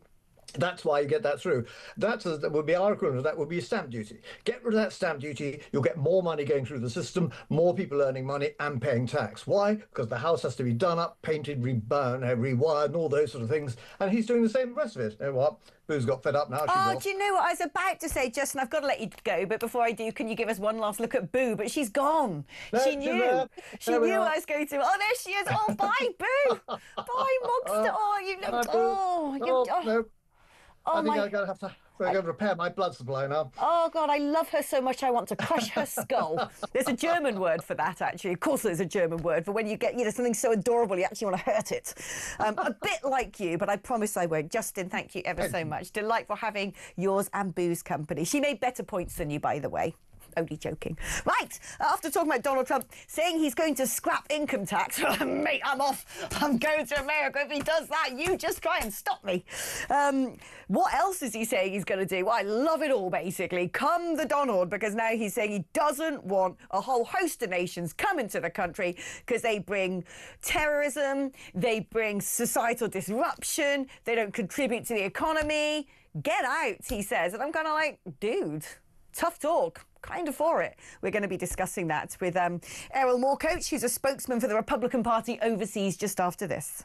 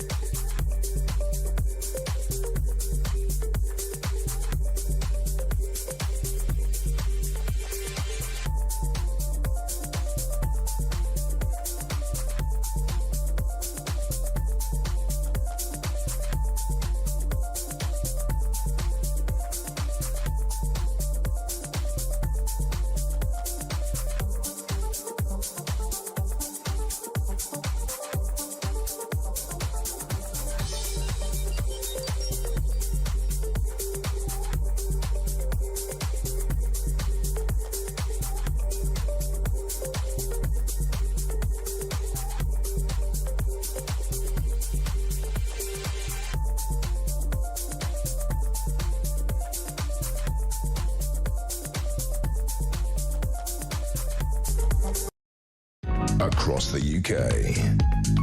On DAB+. On YouTube. On your mobile. And on your side. This is Talk. I mean, blimmin' heck, Donald, son. Trump says stuff, right? And you're just like, yeah, go on, love it. And then the language he uses even makes me go, oh, I'm not sure about that. Because he did a sort of long, hour-long television announcement yesterday all about immigration, but particularly targeting Somali immigrants. And he said they can go back to where they came from. Their country is no good for a reason. That the US would go the wrong way if we keep taking garbage into our country. Strong. Somebody will say, oh, that's not politically correct. I don't care. I don't want them in our country. With Somalia, which is barely a country, they have no anything. They just run around killing each other. I mean, it's not exactly in a great place, Somalia, but I don't think you'd find many British politicians using such rhetoric. But actually, maybe he's got a point. Let's speak now to Errol Moorcoach, spokesman for Republican Overseas UK. Errol, I mean, when he talks plain, doesn't he? I feel a bit sorry for the average, hard-working, decent Somalian, but when you look statistically, certainly in the United Kingdom, unemployment is statistically hugely overrepresented within the Somalian community here. So I'd imagine it might be the same thing in America. I would say it's actually worse in America. Not only is the unemployment rate astronomical, but the level of fraud the Somali community specifically is conducting in the United States. They have like 6 times the autism rate in their community because they're funneling money for autism to their community. They're also committing incredible amounts of healthcare fraud. And all of that money has been tracked back to Al-Shabaab. Fundamentally, the Minnesota healthcare system has pumped $250 million into Al-Shabaab through the Somali community, which is misused and abused chain migration. $250 million? $250 million has been funneled of America into Somalia, with a great portion of it going to Al-Shabaab directly and other tangential groups. Now, on top of Somalia, when I was a child, Black Hawk Down, very famous event in 1993, they made a movie about it. That was what we knew about it. The concept that our elected leaders went there and brought those people to our country. If there had been a referendum, if there had been a vote, if anybody had been inquired about or asked, nobody would have supported it. But still, we're an open country, an open system, and welcome anybody. And what have they done? They have come and taken advantage of our community. They've taken advantage of the kindness of the people of Minnesota, the healthcare system. And what is that healthcare system for? It's for poor people who don't have access to resources, poor Americans who are unable to get the access and resources they need because it's being stolen by a culture that is built around clan, tribal rivalries, to the point, and I want to stress this, the recent mayoral election in Minneapolis, Minnesota, there was Omar Fatah. He was a Somalian against Jacob Fry, Jewish American guy. There was intertribal problems in Somalia that caused the Somalian population to not vote for the Somali leader. And Jacob Fry was able to, almost as like a colonial overlord, wrangle the situation and get reelected as mayor. This is the same mayor, by the way, who wept on his knees at George Floyd's casket. So he's an absolute game player. And the Somali people can't even keep their tribal conflicts in Somalia. It's holding them back in their ability to scam Americans. It's such an incredible amount of fraud that they're defrauding themselves from more fraud. And now they're caught red-handed by a president who says, no mas, and nobody in America is going to stand for it. We do not want these thieves in our country, full stop. But, I mean, the difficulty is here, look, I have a huge amount of sympathy, especially when it comes to the clan-based politics. We have that in the United Kingdom with the Pakistanis, right? They actually go along, especially at council level, and wear the badge of the political party they support back at home. They say, vote for me. I represent the PTI. No, you don't. That's Labour Party. Come on. There is a huge problem that all Western nations face when it starts to let in a lot of people in the developing world, especially when they come in such a number that they balkanise. And I totally agree with all of that. And like I said, statistically speaking, we can see the impact of various communities in the United Kingdom, both when it comes to crime and both when it comes to economic contribution. But look, I don't want to sound a bit woke because I'm not, you know that, Errol. But sometimes, I think about Somalians and they aren't all terrible. I think of someone like Mo Farah in the United Kingdom. We love Sir Mo Farah. Is there not a worry that it's sort of, there is a demonisation of every single last person in that community? I think that worry is valid, and the onus is on the community that enabled that perception to happen. I'll use a personal anecdote. I'm a Turkish immigrant. 30,000 Turkish illegal immigrants flew to Mexico and crossed in during the Biden administration. That represents 10% of our diaspora. What we all did collectively was says, no, these are illegal immigrants. They're not going to be hid in our communities. We're not going to keep them as refuge. We are going to out them to ICE and have them deported because legal Turkish immigrants in Turkey are in line in Ankara right now that got cheated. So the fact that the Somali community and these special immigrant communities refuse to self-police themselves is the reason why good, decent people are going to be castigated for this behavior. Now, we can have sympathy and we can have compassion and all of that. But when it's taken to advantage of to this point, it becomes a blanket situation because now we can't look at a case-by-case basis. We have $250 million going to Somalia. We have hundreds of thousands of, by the way, America, such an open society. Somalia has Congress people. They have representation. We have not been cruel to them. We have given them every opportunity, and at every turn they have collectively, not the individual, but collectively as a group, statistically, they have backstabbed the American people who so graciously welcomed them from what Donald Trump describes. If they came from paradise, from the Garden of Eden, they could say, okay, well, this isn't so nice. It's Minnesota. I get that. But you came from Somalia. So show some respect. And if you're not going to show some respect, then the very nice people from your country who shouldn't be treated that way, now are going to be lumped all into a giant lump sum. The Italians had to deal with this, by the way, when the Anti-Defamation League went against the mafia and said the Italians are not represented by the few gangsters and mobsters who are taking the headlines back in the 20th century. So it is a tried and true Americanism to stand up against the wrongdoers in your own community. The Somalian people do not seem to have that in them based on their behavior. Can they change? Maybe. But is it too late for them with this administration? Yes. Let's talk about other countries that Donald Trump has decided aren't going to be allowed into America anymore. Is it 12 in total that are sort of on the 13, blacklist? Yeah. I mean, it's sort of based on the same premise, isn't it? Countries that potentially have a high rate of people connected to terror organisations, Islamists, and also countries which are sort of up to the eyeballs in crime, destabilise nations, and people who aren't going to be economically productive. Is that a fair summary? Absolutely a fair summary. And I think more on top of that is these are countries with cultures and civilizations and customs which are, wonderful and beautiful for them in their world. But they don't mix with the American DNA, the fabric of our country, and they certainly don't seem to carry any of the similar values.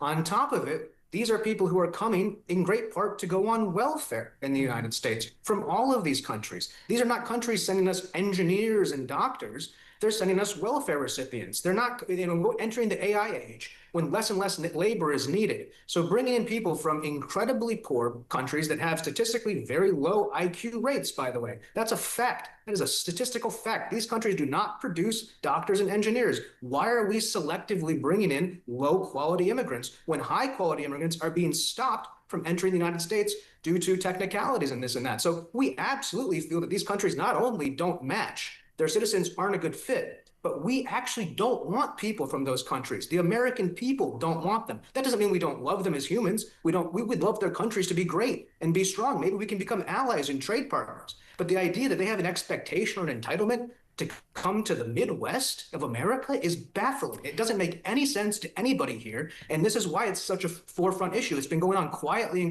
as a trickle. And after 20 years of a trickle, you look around, and I'm in Detroit right now. If you go out to Dearborn, I mean, it looks like you are in the Middle East. It's bizarre. It doesn't mean that it's evil. You come and spend some time in London. I can show you things that will make your hair stand up on the back of your neck. I've never understood, Errol, why we don't have a sort of visa-free Anglosphere cooperation, because I always look at the United Kingdom, for instance, and look at Australians who have to jump over so many hoops to get a visa. I'm like, I don't mind if a shed-load of Australians come. They're great. They're kind of our cousins. We invented them. Same with Americans, Canadians, New Zealanders. Why point, why don't we have some sort of Anglosphere thing? It doesn't make sense to me. Anyway, Errol, I've got to let you go. It's been fantastic catching up with you. And yeah, tough talk from the Republicans at the moment. It is sort of, you know, the Overton window, as people often quote, is definitely on the move, ain't it?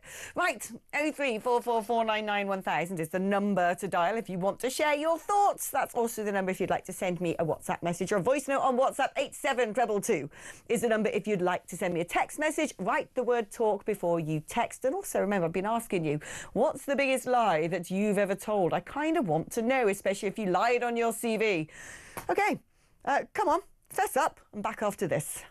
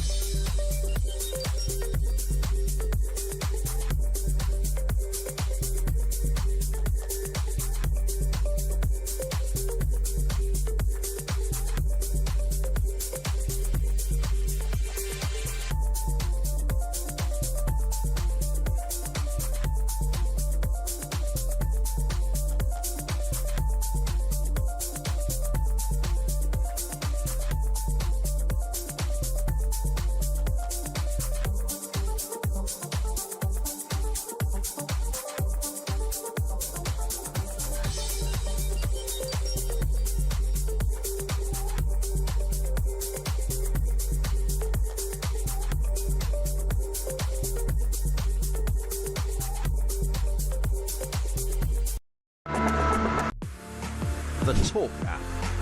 You can watch, catch up and listen to all your favourite shows and podcasts anytime, anywhere, all on the Talk app. Watching and listening to Talk just got easier. There's now only one place for the home of common sense. So head over to your App Store or Google Play and search Talk now.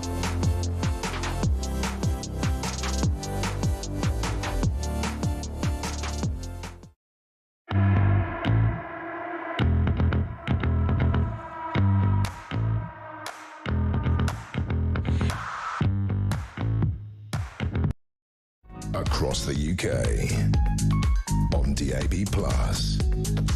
on YouTube, on your mobile, and on your side. This is Talk. Hello and welcome back as well. The marvellous Dean Scoggins, the man with the best name in the world. He's not a Beano character. No. He works for The Sun and tells us all about the sports. And that is what he's going to do now. Right, Scogster? Yes. OK, football. The stuff I know nothing about. So you can just tell me what is going on. Yeah, we're waiting for it all to start. It's a huge night tonight. So Arsenal play Brentford. There's 6 Premier League games tonight after some more action last night, and Manchester United tomorrow night. But tonight it's Arsenal, Brentford, Chelsea go to Leeds, so that's the top of the table. And then obviously Liverpool have not been very good at all, but they host Sunderland as they keep going. But yeah, if Arsenal could end up the evening 5 points clear. A few injury worries. We're just waiting for the team news on Jurriën Timber and Bukayo Saka to see if they're fit tonight. But yeah, Man City won 5-4 against Fulham last night at Fulham. Having been 5-1 up, they nearly threw it away. But right. Guardiola's done a rather nicely timed little pressure on Arsenal that Man City are just growing into this title race and planting a little seed there, Guardiola, just to say we haven't gone away yet, Arsenal. So, but yeah, Arsenal's still the overwhelming favourites. Brentford sounds like a made-up team, and they're in the Premier League. They're fantastic, Brentford. How long have they been in the Premier League? Oh, God, you're testing me out now. 5 years. So Thomas Frank, who's now the Tottenham manager, did very, very well at Brentford, brought them up and then kept them there. So, yeah, lovely club, Brentford, and I'm a Brentford fan tonight. Is it an actual Brent? It's just the other side of the M25, yeah. Or just inside the M25. Scary part of the world, Brent, I'll tell you that much. But there you go, Brentford. Who knew? West London. Well, West is best, as they say. Yeah. Near Gunnersbury, old Ryan knows everything. He's like blimmin' GPS sitting there in the gallery. Yeah. Thanks, Ryan. I'm going to test your knowledge on where other various football teams are around the country. We don't want to know where Watford is, I want the exact postcode, and I want the sort of any 3 words coordinates as well, or whatever it's called. OK, let's talk about cricket now. We're getting closer to the sort of sport I might understand. Yeah, cricket tomorrow. So, 4 a.m. England start. So it's the second test down in Brisbane. So they call it's the Gabba, the ground in Brisbane. Gabbatoir. And they call it the Gabbatoir, yes, because everyone gets slaughtered by the Aussies when they go to the Gabbatoir, and as England have been most of the time. But Shoaib Bashir, got to feel slightly sorry for him, didn't play in the first test.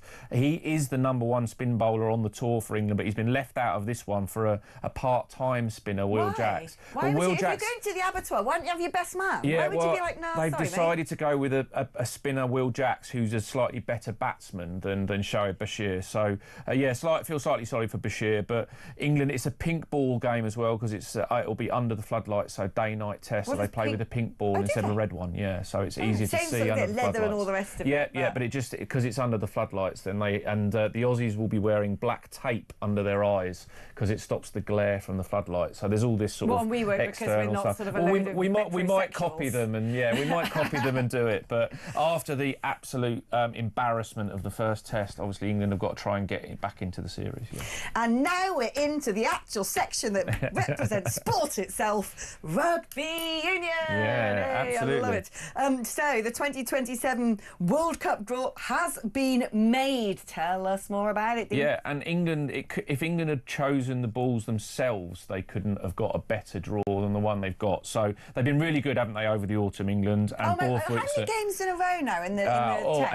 11 tests in a row wins, I think. So they've been really, really good. So maybe they've peaked too soon when the World Cup's only 2027. But they've got Wales, Tonga and Zimbabwe in Pool F. So that's not the real bonus. The real bonus is that the other top seeds were all pushed into the other side of the draw. So England won't have to face New Zealand, South Africa or France until the potential final. But they all having to face each other. They will all face each other, yeah. So England would potentially get Ireland in the semi-finals if both go as far as that. But as I say, they would have picked those out if they'd had the choice. Well, do you know what? I mean, Wales have really gone off the boil of late, haven't they? It's really bad. But with the Welsh, there's some sort of like hate-driven determination with them. But if Wales is the hardest game in your pool, then you've had a result. Yeah, no, definitely. So, in terms of, do you think we'd be the favourites? A long way off the actual World Cup. Well, not that far. What, a year and a bit? Yeah, just over a year. I mean, we must be going into this potential favourites. Well, South Africa are the standout #1 team in the world at the moment, and New Zealand, when it's down under, be it in New Zealand or Australia, are always very strong. But you would pick a final now of New Zealand or South Africa, because they've got to play each other in the semi-finals against England, the way it looks. So, pick your favourite person in the England rugby team. In the England rugby team at the moment? God. Oh, you're a football man, aren't you? I'm a football man, yeah, but I mean, I love Itoje. I love the way that he leads. It's like quiet assuredness about him. And then as soon as you actually look at the tackle count, he's been absolutely everywhere. So, Marcus Smith's a handy little kid, yeah, Smith's great, yeah. But then when Ford comes on, there's a bit more control, so, yeah. But I'm going to say, Henry Pollock is Ryan's. Ryan, do you just want to come and pull up a pew, love? Well, Henry Pollock's going to be the superstar. He's going to be the poster boy. I like the fact Dean's actually turning around to look at Ryan now. It's like, forget the audience. Come and sit in here, Ryan. Yeah. Let's get a pint on the go, have a chit-chat about the sport. And run Kieran over to the Sir John Redwood and bring us all a few ciders. You can get one as well. I'll give you my bank card, Kieran. But no, do you know what my favourite is? Sam Underhill. Okay. Because he went to the same school as me. Which, not at the same time, obviously, because I'm Methuselah and he's about 2. But I didn't know that until my mum said it the other day. She's a keen Gloucester supporter. She still goes every single match. She has her season ticket. So she always keeps me up to date, because I must admit, with all the sort of million different sports channels with club rugby. I just can't follow it it's anymore. hard. Club rugby's hard, but yeah, the autumn internationals always pique interest, don't they? They do indeed. We've run out of sports topics. Yeah. That's all. That's the end of the sheet, and we've got a minute to go. You're going to have to freestyle on something. What, now? Yeah. Oh, absolutely. Well, I will be, I've done this with you before, but I'll be hosting my tactics show tomorrow morning, and it will be on Arsenal-Brentford. So, as I say, I will be very much, as a Tottenham fan, hoping for a famous Brentford win that I can pick through all the tactics. Talking about tactics, is this your tactic? You come in here and you speed through, you look at the clock and you speed through the topics, just leaving to plug yourself my own enough time to, plug your own stuff. Oh, it's so good to see you, Scoggins. Thank you very much. Right, OK, that was sport for you folks. Keep your messages coming in about lies, by the way, because I want to read out more and more. Here we go. Ian in Somerset said he kept that he was married on his CV because divorce caused awkward questions, and I can still be positive about my ex and our kids in work conversations. Also, family commitments often get holidays agreed. What, so you pretended you weren't divorced so you could get time off? Say, I've got to take the kids down Lanzarote, don't I? Ooh, Ian, playing the system. OK, right, don't go anywhere. We're joined by the brilliant comedians Steve and Alan just after this. Go get yourself a gin and tonic and I'll see you in just a moment.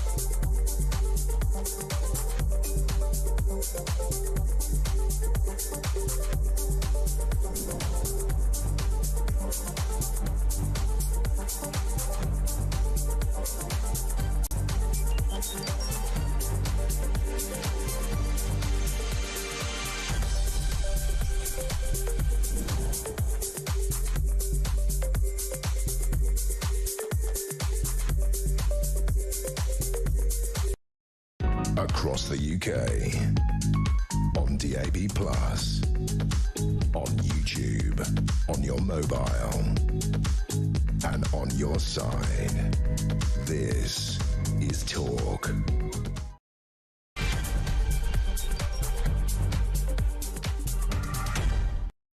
Hello and welcome back to the show. It's the last hour here on Drive. It's flown by, hasn't it? At least it has for me.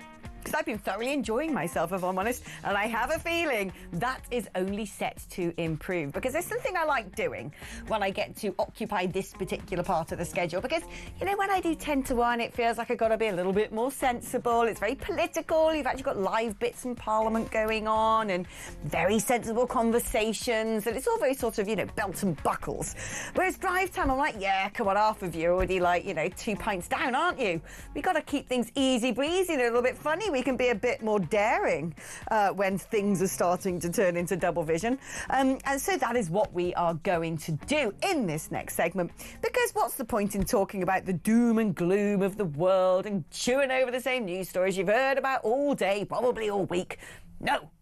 No, I think we've got to actually laugh at them. We've got to take a comical angle. We've got to somehow make ourselves feel a little bit better about the horrors that is the United Kingdom right now, which is why the brilliant, wonderful, inimitable Steve N. Allen, comedian and broadcaster, joins us now. Hi, Steve.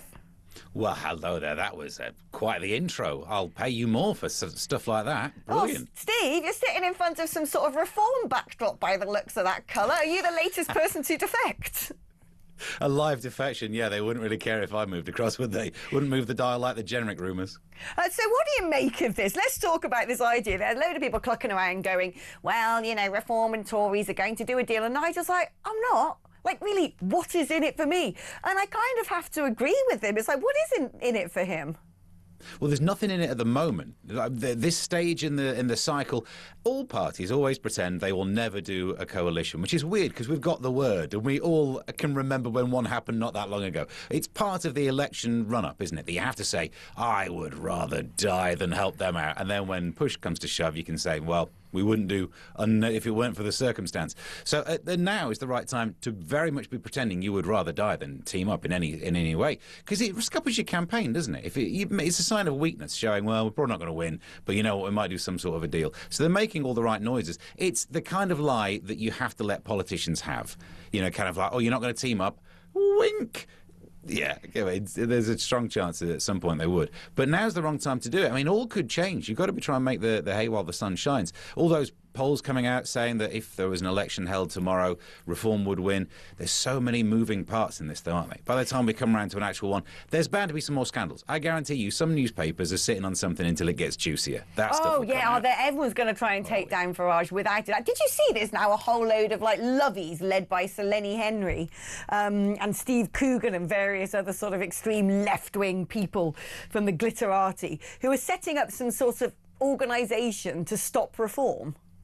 Really? Yeah. Anti-reform thing, really?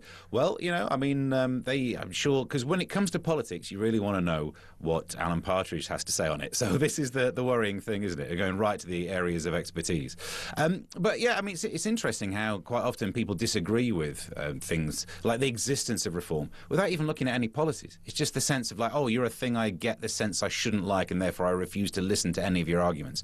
What's happening in politics right now? You get the same with the Lib Dems, don't you? Because I've discovered something, right? So I've moved out of London into the heart of Gloucestershire, where everywhere but the sane people places votes Lib Dem. And so when I speak to people who are Lib Demers, I'm like, so why'd you vote Lib Dem then? And it's basically the answer is because they're nice. And what are your policies? Well, they're nice. And I'm like, all Ed Davey did was mess about on various bodies of water for the election campaign. People are like, oh, look, he's got a nice Christmas jumper. Isn't he lovely? It's like, that's the absence of politics, because their lives are so cosseted where they are. You know, they don't have migrant hotels.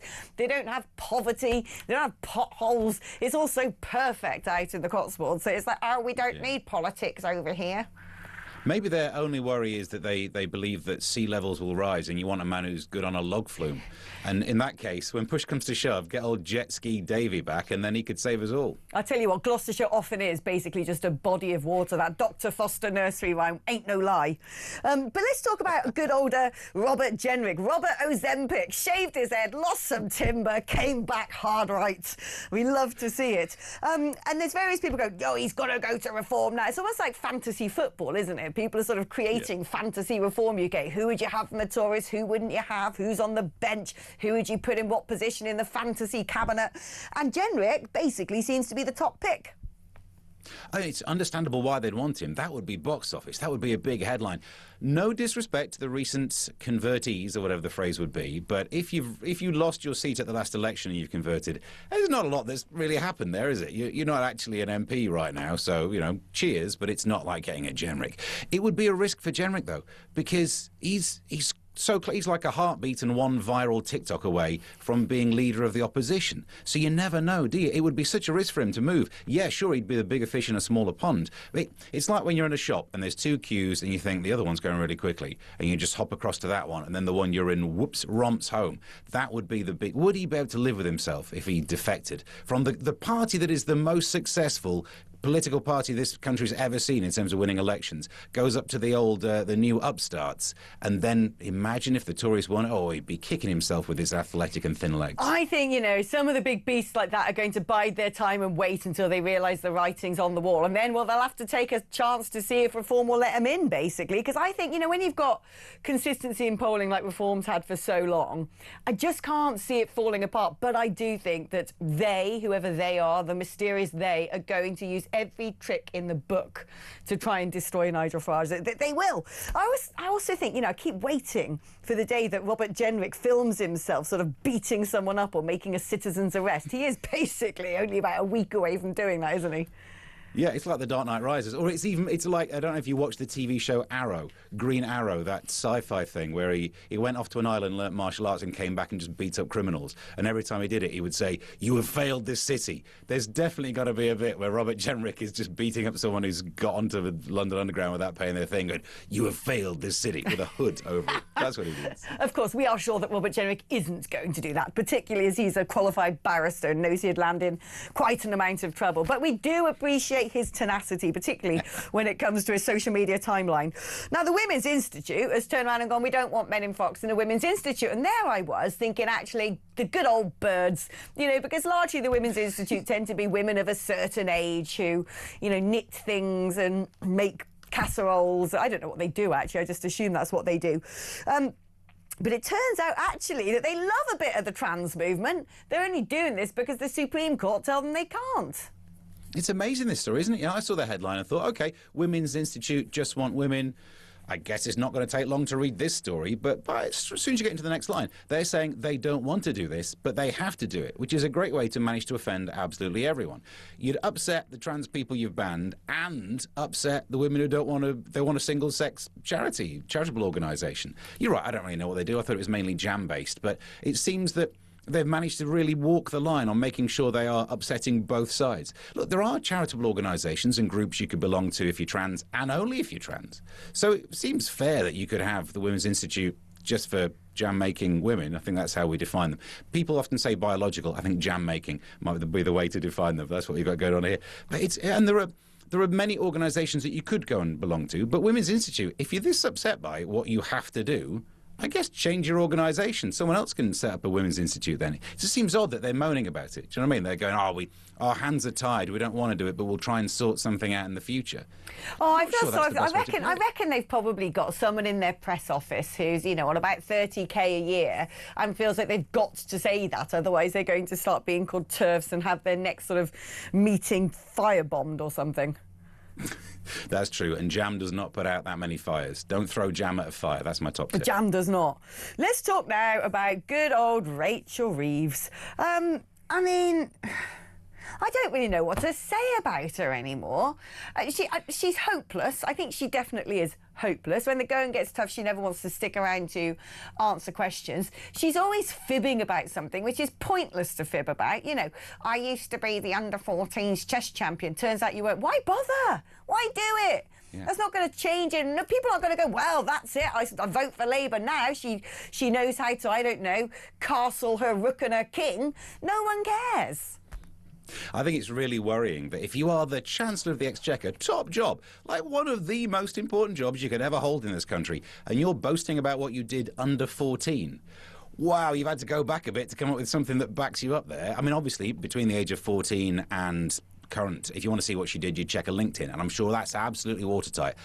Not a fib ever would cross there, so that's no worry at all. But yeah, apparently she didn't win the British girls under 14. She claimed she did. She might have won a different one, but not that one. In that one, she came 26 out of 34. First, 26th. We don't expect it to be good at numbers, do we? Certainly not after the last budget, so I think it makes sense. Do you know who seems to love a bit of chess, actually, thinking about it? The Russians love a bit of chess. The Chinese are pretty good at a bit of chess, those strategy games. It's basically like communist practice, isn't it, chess? Oh, so that's you think she was trained? Yeah, you know, you've got to kill the monarchy. Agent. Your main aim is to kill the king and the queen. It's pretty much, you know, Lenin all over, isn't it? You send your pawns in as a front line, get them all killed. Yeah. But you know what? I will admit, I fell for it. Not the chess thing, the Rachel Reeves thing. I fell for it thinking, look, I don't like the way this budget's going to go, but I guess there's this big funding thing. The economy's not what it should be. I literally fell for it. And now we know what happened. And I mean, no wonder the OBR guy had to go. Like, he shone a light on the truth. And you can't have any of that. So he's out of work. That's your unemployment figure's gone up slightly, isn't it? But yeah, I absolutely fell for the reasons behind having to do tough things to us. I didn't spot it, but now I realise it's just because they want to spend more money on appeasing the backbenchers. And how does that make you feel, Steve? Absolutely great. Yep.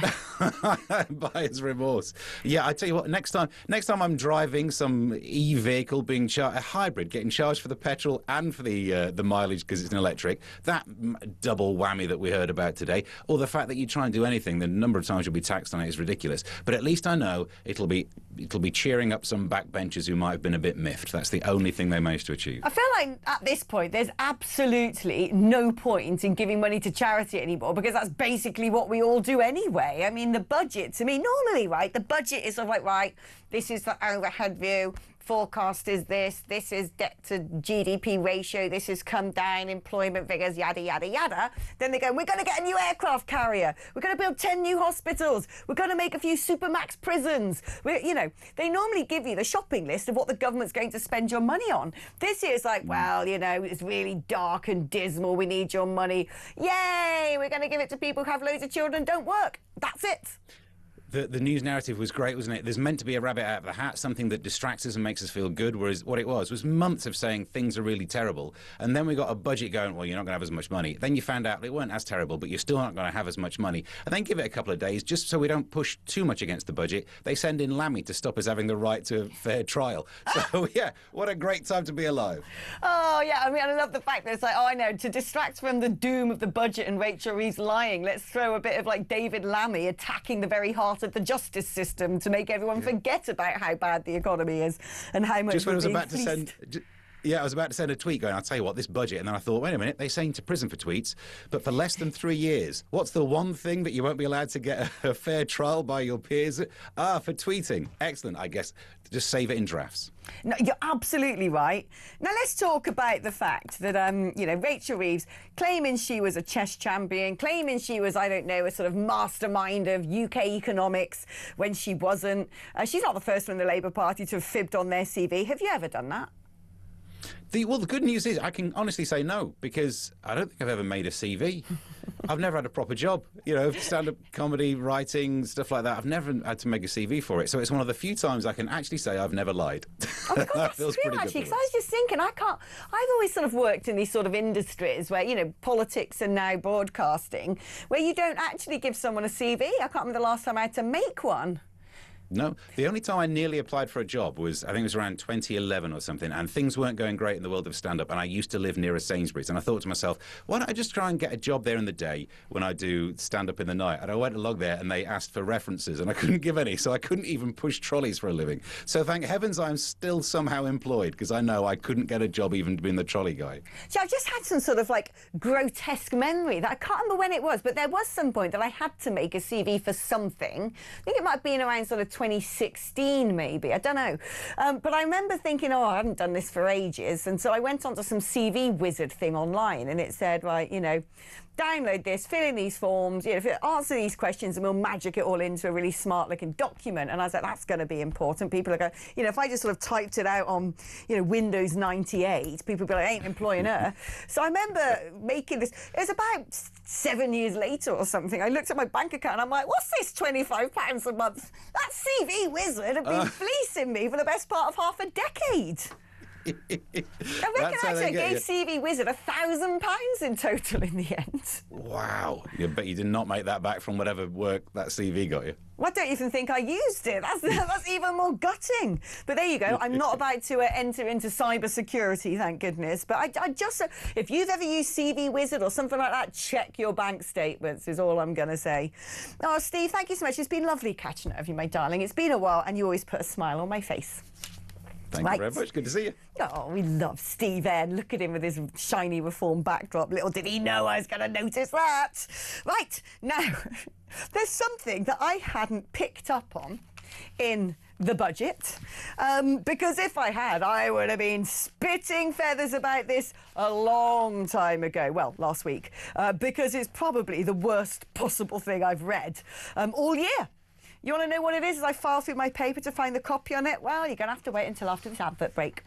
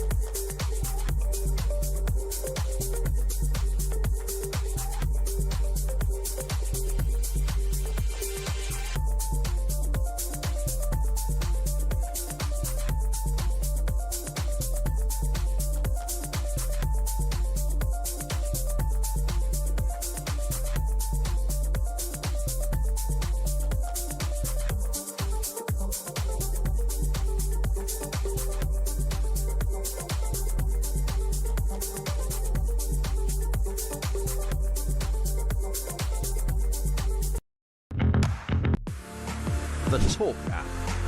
You can watch, catch up and listen to all your favourite shows and podcasts anytime, anywhere, all on the Talk app. Watching and listening to Talk just got easier.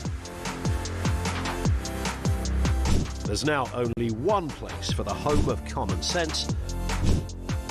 So head over to your App Store or Google Play and search Talk now.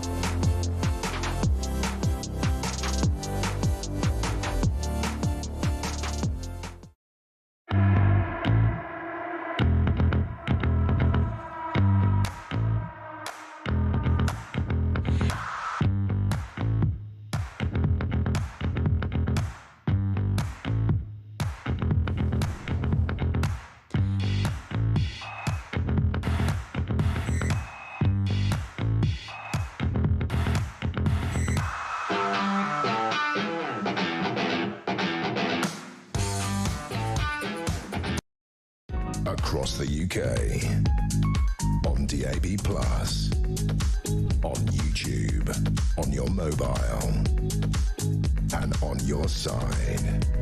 This is Talk. Do you know what? This is just... It's left me rather speechless, so it doesn't surprise me at all.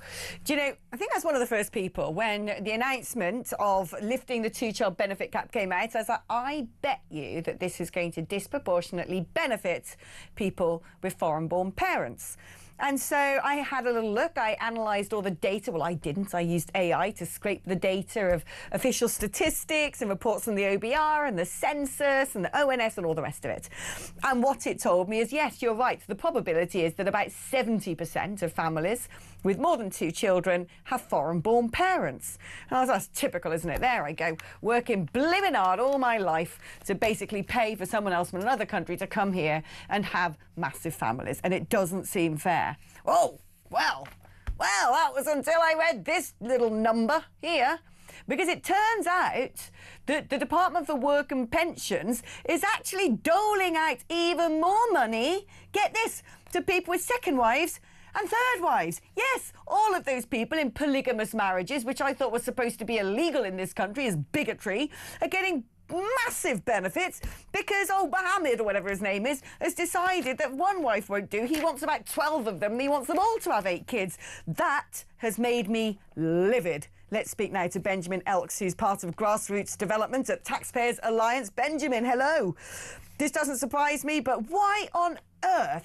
When did this happen? When was this put into law? Because I thought that in other European countries with Muslim populations that they'd sort of said, we don't agree with polygamy, you're not allowed it. Apparently here it's like, yeah, bring your 12,000 wives and all their kids. What are we doing? Good evening, Alex, and thank you very much for having me on the show. I think, this is one of those sort of historical things that we've had in place where we recognise marriages from other countries, quite rightly. It's hard to make an argument against marriage in the USA being valid, but not being recognised here in the UK. But that's extended to polygamous marriages for people with multiple wives or multiple spouses who have then come to the UK and found themselves in the welfare system.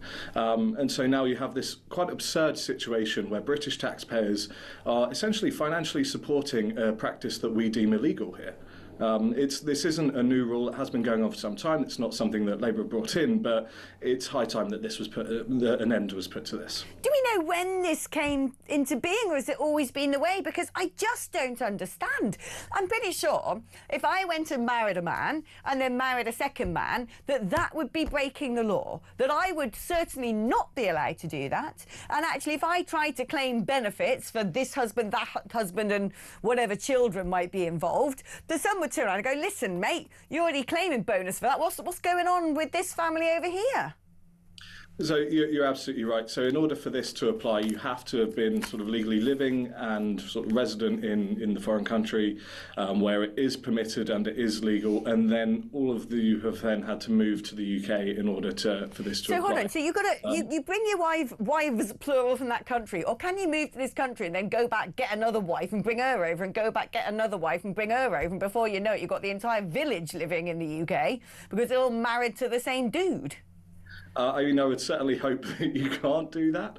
I believe you have to have been sort of living in the foreign country where it's permitted, had to have had the marriage take place, where you sort of potentially married one person, then subsequently married another, and then moved to the UK.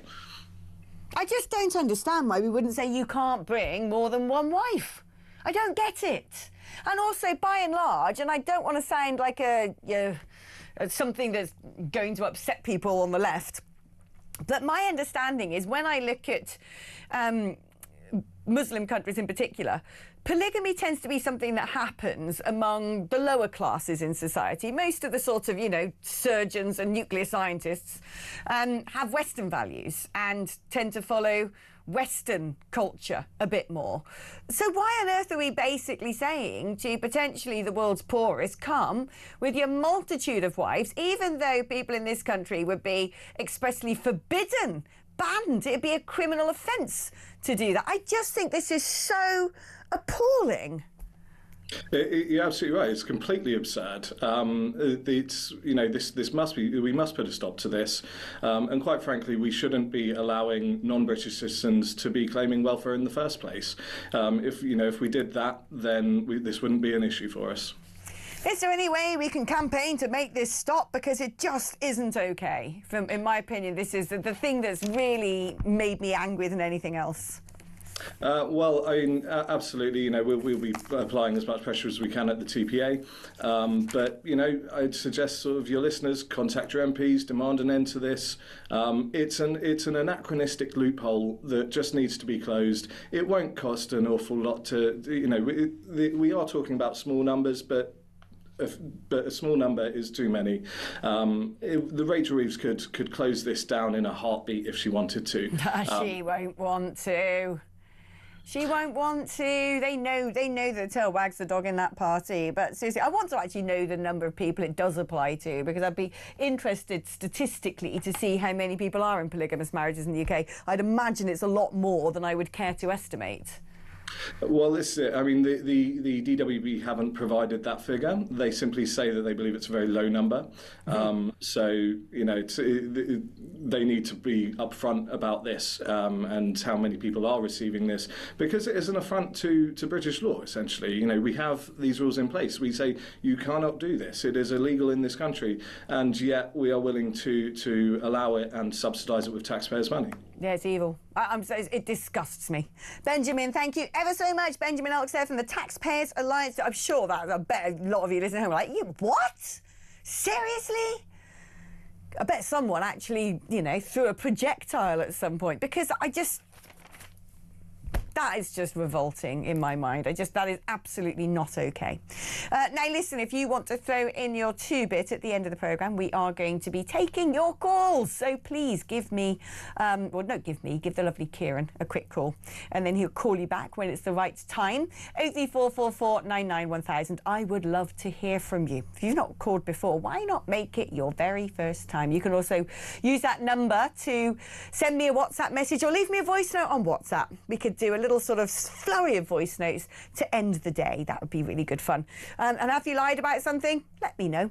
8722 is the number if you'd like to send me a text message. If you do that, you've got to write the word talk before you text. OK, taking a short break now, but when I'm back, I'm going to be joined by Will Barker, the fantastic Deputy Head of News at The Sun, to find out what is in tomorrow's paper.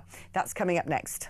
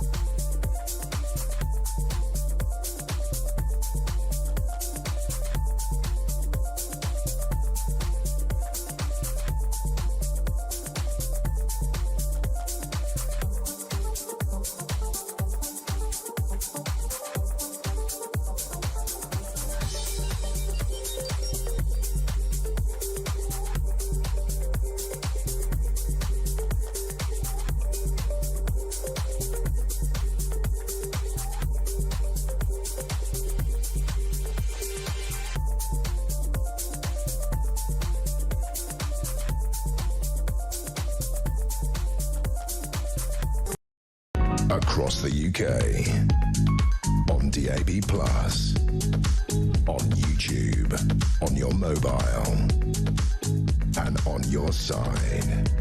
This is Talk. Hello, welcome back. I'm joined by Will Barker. We were just extolling the virtues of Wetherspoons. Such a great institution, honestly. I love a good Wetherspoons. Do you know, I would go to a Wetherspoons any day over one of those Mayfair private members clubs. Oh, 100%. Any day. Well, just get more fun people in there as well, for starters. Proper folk. Yeah. Sun readers. Yes. Yeah. So, see that lovely little segue. Tell me, what is leading the headlines tomorrow? Well, this is slightly tricky because this is happening as we speak in an LA courtroom. So you might well remember a few years ago Matthew Perry from Friends fame. He dropped down dead from sort of ketamine overdose. So ever since then, the American authorities have been tracking how this actually happened, and it's a big old story in the States. Obviously, Friends is still massive. It's one of the most watched shows going around, and they managed to work out that they've got the doctor who sold him the drugs just before. So an actual doctor? I mean, I assume ketamine's illegal and it can't be on prescription in America. They're all a bit different, aren't they, over there? I'm not entirely sure the drug laws over it. But I mean, they give out under prescription all sorts of things, don't they? Yeah, but I mean, ketamine's a horse tranquilizer. It's still like, really? Knock ketamine? you out. Yeah. So because there's another woman called the Ketamine Queen. She's about to get done, but he's admitted it, and he's about to get sentenced. The prosecution want 3 years for it, so we'll imminently find out what he's got. But his family have come out and called him a jackal. Sorry, Matthew's family have come out, called him a jackal, and just all sorts of horrible things. It kind of reminds me of Michael Jackson's Doctor. Well, it's and the that same whole scenario, thing, isn't it? You know, because it is sort of like, there must be, you know, even if you're a drug dealer, there's got to be a degree of culpability if somebody who clearly has an addiction and is vulnerable is saying, please can I have, and you know that if you keep giving and giving, eventually they're just going to... Yeah. Well, as you say, and it's not like just some sort of paracetamol. I mean, they're giving him a killer drug. Indeed. Right, OK, the Germans are in town. Yes, the Germans have arrived. The Germans. Good headline, by the way. Royal Willkommen, and it's all about Prince William being there as well. So I love that. And the Sun's Kate, the best headlines. Kate is dazzling. Once again, this is about to happen. She's going to be at the state banquet, which is a third of the year, a third slap-up meal of the year, and they're going to be sitting down with the German president. Lots of famous people. Claudia Schiffer's going to be there, and they've rolled out the red carpet today. I'm told that Windsor looks a bit like a German market down there, a sort of a proper, genuine German market. They've got all the flags and the bunting out, and they've had a right old day looking around, meeting all the troops and having all the... I mean, it's interesting, isn't it? You can sort of see the direction of travel. And I think it actually bodes very well for the future of this country that, you know, the Queen was so beloved. She was used as such an important diplomatic tool. Come over to the UK, let's discuss business, and while you're at it, you get to meet the Queen. And everybody, whatever country you are from, was like, that is the golden moment. That is the meeting you want to have. And they just bypass the King now, don't they? It's like, oh, forget Charles, he's not that interesting. Check out Wills and Kate over here. And it does sort of give me a huge sense of confidence, actually, that when William becomes king, there'll be this new sort of era of cool Britannia, perhaps. Yes, maybe. Yeah, I mean, certainly Trump was desperate to get over here and get one. Yeah. He was sort of, he couldn't wait. He loves it. He loves the royal family. And OK, here we go. Tell me about this person who's nicked a load of fat jabs. Well, this is an exclusive from our Thomas Godfrey. This is, I mean, obviously everybody's trying to get their hands on fat jabs, and because the price is sort of rocketing. And one security guard at a disposal centre, a medicine disposal centre, kind of unfortunately, he's 20 stone. And he kind of clearly dreamed of a day that he was going to be a lot less weight, and he found some Mounjaro jabs that were going to get chucked away, and decided to go and snaffle 73 of them. But I guess he didn't realise he was going to get caught. I mean, on CCTV. I can understand the idea of being like, OK, I'm overweight, I want Mounjaro, I probably won't get prescribed. Actually, probably would. At 20 stone, he probably would have been prescribed it by the doctor. He could have saved himself a lot of hassle, quite frankly. And given he was working in a pharmaceutical company in Cardiff, he wouldn't have had to pay for the prescription either. But there you go. But it amazes me that he rifled through a medical waste bin of needles. Like, what are you doing, son? Exactly. It's bizarre. But do you know what? I don't trust this Mounjaro thing. And what's actually really grotesque about the blimmin' weight loss jabs is you've got old 20 stone Ricky there, who probably would be given it free from the doctor, except is running really low because you've got people like Ariana Grande, who looks like she's about to shuffle off her mortal coil. She was a waif anyway, and now she's basically skeletal. And all the sort of posh people are getting this medicine that, frankly, they don't need. I don't trust it. Would you ever do it? I have to say, no, I don't trust it. year, and it's that.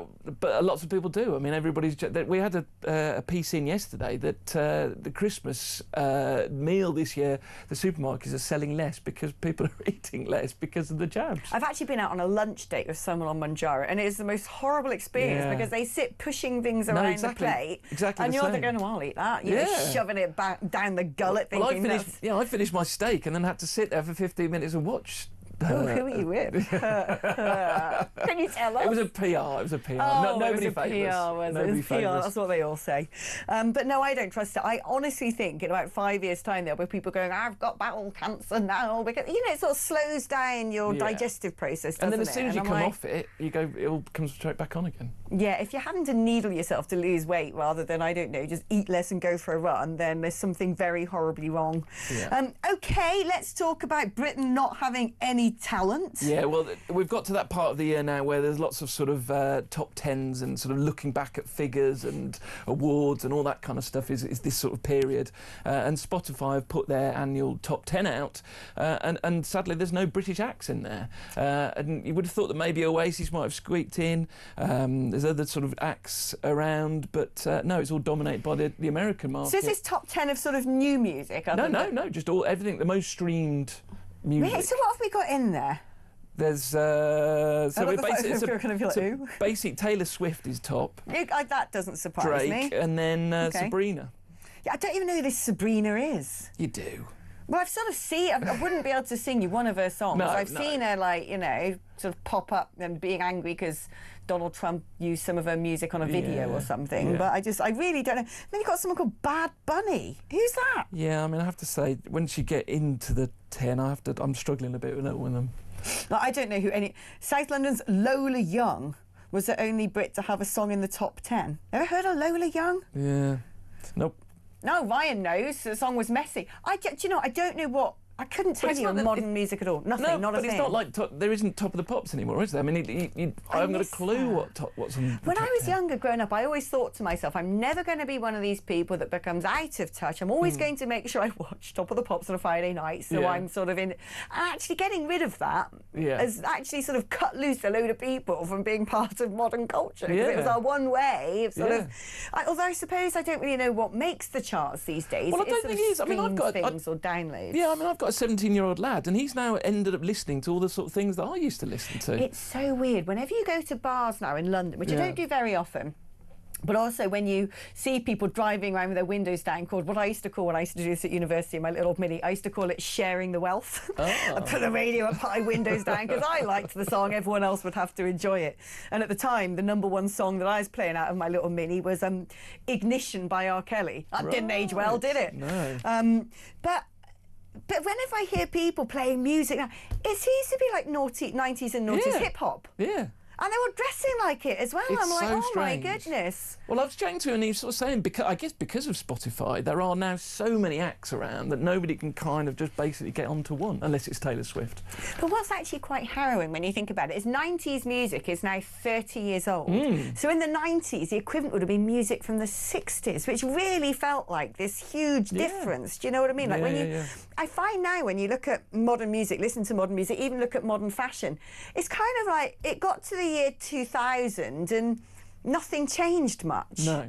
I mean, I don't really listen to anything today, but there's not really a sort of movement that feels very different apart from, I don't know, stabbing each other, which is sort of, the new culture in town. But otherwise, I can't really see any discernible difference. You play music from the noughties and like 25 years ago, and it could have been released yesterday. Or is that just me? Am I being an old fogey? No, I think that's fair. I mean, it's one of those things. I sort of did culture studies at A level at GCSE at degree level, and then it all comes around. So basically, everything always comes around. But that's what I mean. I feel like it's not about things coming around, apart from the 90s music and the 90s fashion. I just feel like when I think back at certain eras, the 80s, very distinct sound, 70s, very distinct sound. The glam rock stuff, and then the 60s.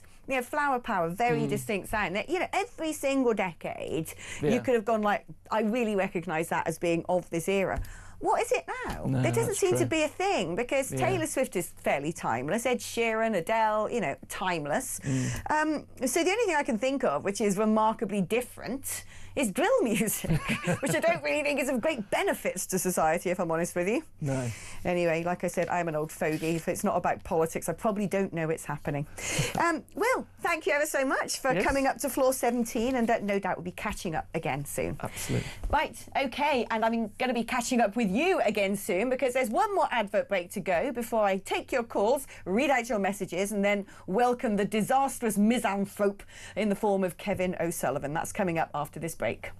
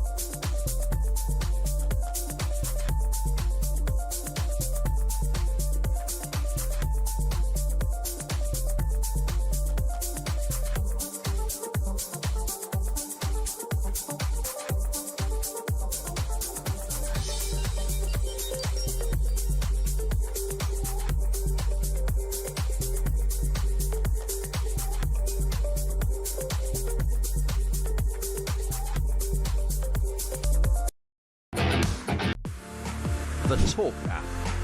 You can watch, catch up and listen to all your favourite shows and podcasts anytime, anywhere, all on the Talk app.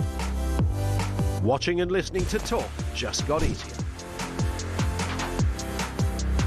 There's now only one place for the home of common sense.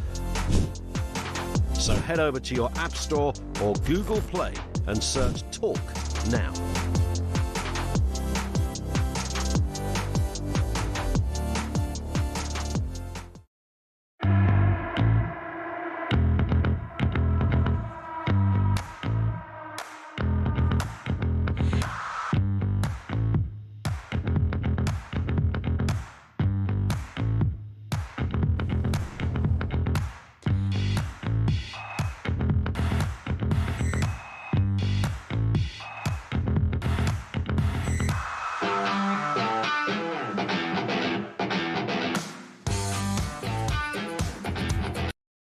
Across the UK, on DAB+, on YouTube, on your mobile, and on your side. This is Talk. Alrighty, shall we hit up those phone lines and let's speak to Jill, who's in Cornwall. Hi there, Jill. Hi, Alex. How are you? I'm okay, yeah, I'm all right. Not doing too badly. What about you? Well, I find it very difficult to keep my temper, actually. I walk around the house sometimes just so angry with everything I'm hearing and what's happening with this country as regards to the lack of politics. It just drives me nuts. And when you had that gentleman on earlier who was talking about America and Donald Trump actually refusing to let certain people into the country and getting rid of those that are not good for the country, I sometimes wish he'd come over here and take over our politics, because we need someone to do something about the lack of, the lack of concern for the people of this country. Do you know, I couldn't agree more. I'm very jealous that they've got Donald Trump and they've got sensible borders policy now. He's going to scrap income tax, drill, baby, drill, a lot of it. I am sort of green with envy. But if newspaper reports are to be believed, apparently the MAGA movement are going to throw all their weight behind Nigel Farage. They also think there could be an election as early as 2027, and they're desperate to see a reformed government so that Trump and Farage, who are good mates, can work together. Would that be your dream team? I think I would like to see Reform do their thing. I don't want to see them link up with other political parties, not to start with, simply because I would like to see how and if they can fare on what they've said they're going to do. So a reform-only government, but in terms of when I said dream team, I'm kind of thinking back to the Reagan-Thatcher years when you had someone in the White House and someone in Downing Street who just really worked together. And I'm sort of thinking about the idea of there being Trump in the White House, Farage in number 10 if there was an early election, and how that might change the face of global politics. Well, let's put it this, I think they're both very strong politicians. I think they're very, I mean, Trump's really strong with what he wants to do, and he does it regardless of. And at the moment, he appears to be doing the right things for the country, regardless of how many people say no, or you know, the people that have taken sort of a dislike to him. I would like to see Nigel, I would like to see Farage take Reform and do their thing. If all that they say they're going to do, they can do. But what I don't want is a situation where the people that latch onto Reform from the Conservative Party were the useless numpties before, you know, when we were when they had the political party before. I don't want to see those numpties sort of helping Nigel take us down a road that won't solve any of the problems. Even if they've got, let's say, far more experience of actually running government departments? Well, yes. I think if Farage has the chance to select his people that he has with him, if he, providing he selects the right ones from the Conservative Party, I shall be happy with that. You know, the people that know what they're doing and have a good record and all the rest of it. And what I would really like is for someone to stand up to Macron and France and, you know, all the money we've given them. What have we given them all that money for, Alex? What have they done with it? Oh, I'll tell you something that could be interesting. It is the French presidential elections coming up, and all of the polling, not just for the first round, but the second round as well, points in the direction of Jordan Bardella being the next president of France. Now, that would be a turn up for the books. That would be brilliant, actually. That would I would like to see that happen, simply because, well, they need a change we need a change. I feel that France has taken enough from us, and we've got nothing in return other than, you know, what's Starmer, he's had a kiss on the cheek twice, and that's about it. But kiss paid them millions. You know, millions. No, you're right. You're right. And actually, I think, you know, France sort of, if France and the UK teamed up on this, I think it could change things quite dramatically. Jill, thank you ever so much for your call. Interestingly, a lot of people have very different views on whether the Conservative Party and the Reform Party should in any way, shape or form come together, to what degree. So Linda in Cumbria says, we were all in other parties before Reform. I was a card-carrying member of the Tories until they put Rishi in as Prime Minister. Jonathan Goulis will be great to have in Reform. He has, of course, defected. I'm waiting for others to come on board, like Katie Lamb. Her speech in government was brilliant. Robert Jenrick is a star player. Reform needs to sign him up. He has that rare quality, charisma. Also, Kemi is a good attack dog, says Ian. Kemi and Nigel don't really like each other, though. Margaret in Birmingham says, I really hope that Nigel Farage is our next Prime Minister. If that means teaming up with Conservatives, great. At least this bunch of incompetents will be picking up their P45. So there you go, a number of people there saying they don't have any problem with a get-together. Let's speak to Neil. Neil, who's in Birmingham. Hi, Neil. Hi, how are you? I'm all right. How are you? I'm very well, thank you. Good. What I called to say is I've just left the forces after 27 years of service for this country. Thank you for your service. What were you doing in the forces? Thank you. I was an infantry soldier from a private through to an officer. Blimey! Saluting you, sir.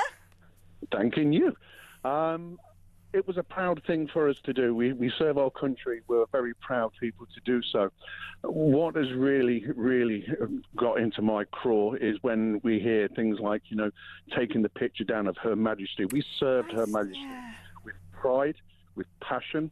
And what we have now is we have a military, and I say I just left the military, and people are so despondent of this government. They're not for the British people. There are so many veterans like myself now. This is our country. It's what we fought for, but this is not what we fought for anymore. And I remember listening to the old veteran when he said, what he fought for in the World War II where's it gone?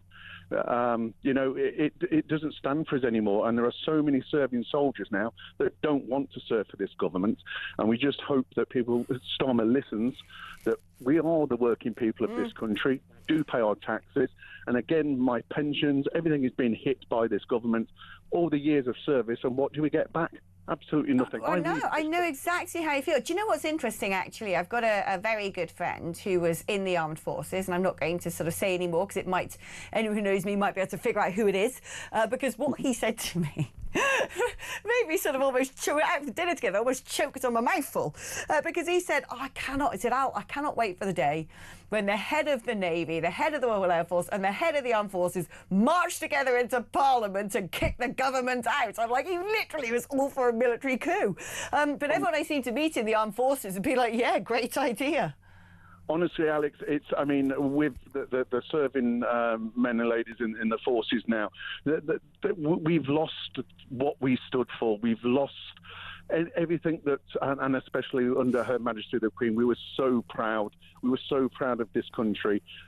Would I do it again at this minute in time? No, Alex, I wouldn't. And it's the first time in my life I've ever said that after dedicating everything that we have to the military.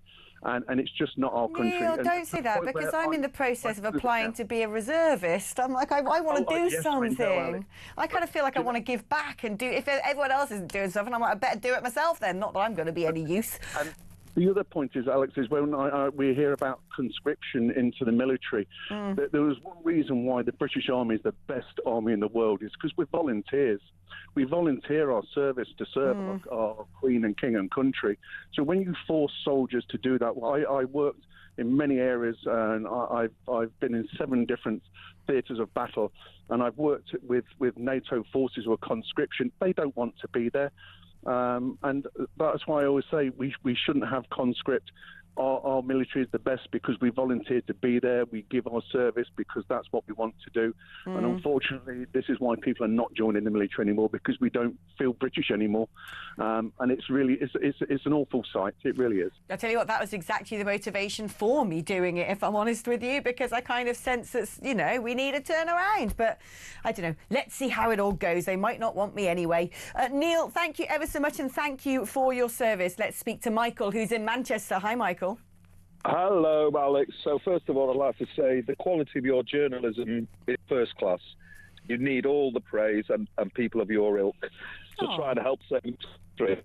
Well, that's very kind, and a round of applause as well to my hard-working team who I wouldn't be able to sit here in this now icy cold studio. The air conditioning's been broken for the last 4 days, so I've been like, oh gosh, I better sort of not wear, a jacket today, and now it's blimmin' freezing. You can't win in this place. Well, as I say, you really are, you're just honest. I mean, that's the first thing. You're honest, and you speak as the majority of the people do feel, but seem to be somewhat, dumbed down or whatever. Well, I tell you what, I've suddenly decided I'm not afraid of being cancelled anymore, because Donald Trump will give me asylum status and I'll not have to pay income tax over there and be able to live under a president with sensible policies. If you can tell him you've got a friend called Michael in Manchester who would also like asylum status, that would be wonderful. All right. Okay, so what I wanted to say was I'm fearful of unfortunately, in politics, there are too many career politicians. And if they see a challenge to their basically handsome income, I could see, and given that in over 14 years, the Conservatives ultimately let us down, and I only ever voted Conservative until it came to the last election. I just couldn't vote for them, and there was no way I was going to vote for the Labour Party. But everything that's come to pass, as I always knew would come to pass. Having said that, I think there's a possible risk of Conservative members joining Reform because they think that's the winning horse. Well, I think this is the thing. I mean, he says to hold on to their massive salaries. MPs aren't particularly paid that much. They could probably make more money in the private sector if they had some nous. Probably why we've got so many useless ones. They probably make a lot more money than I do. So, thing is, it's show business for ugly people, by and large. A lot of the people who end up in Parliament do it because they want the glory. Yes, and the expenses have somewhat been abused over the years in Parliament, in my opinion. I mean, sometimes the expenses seem to supersede the salaries, which is absolutely ridiculous.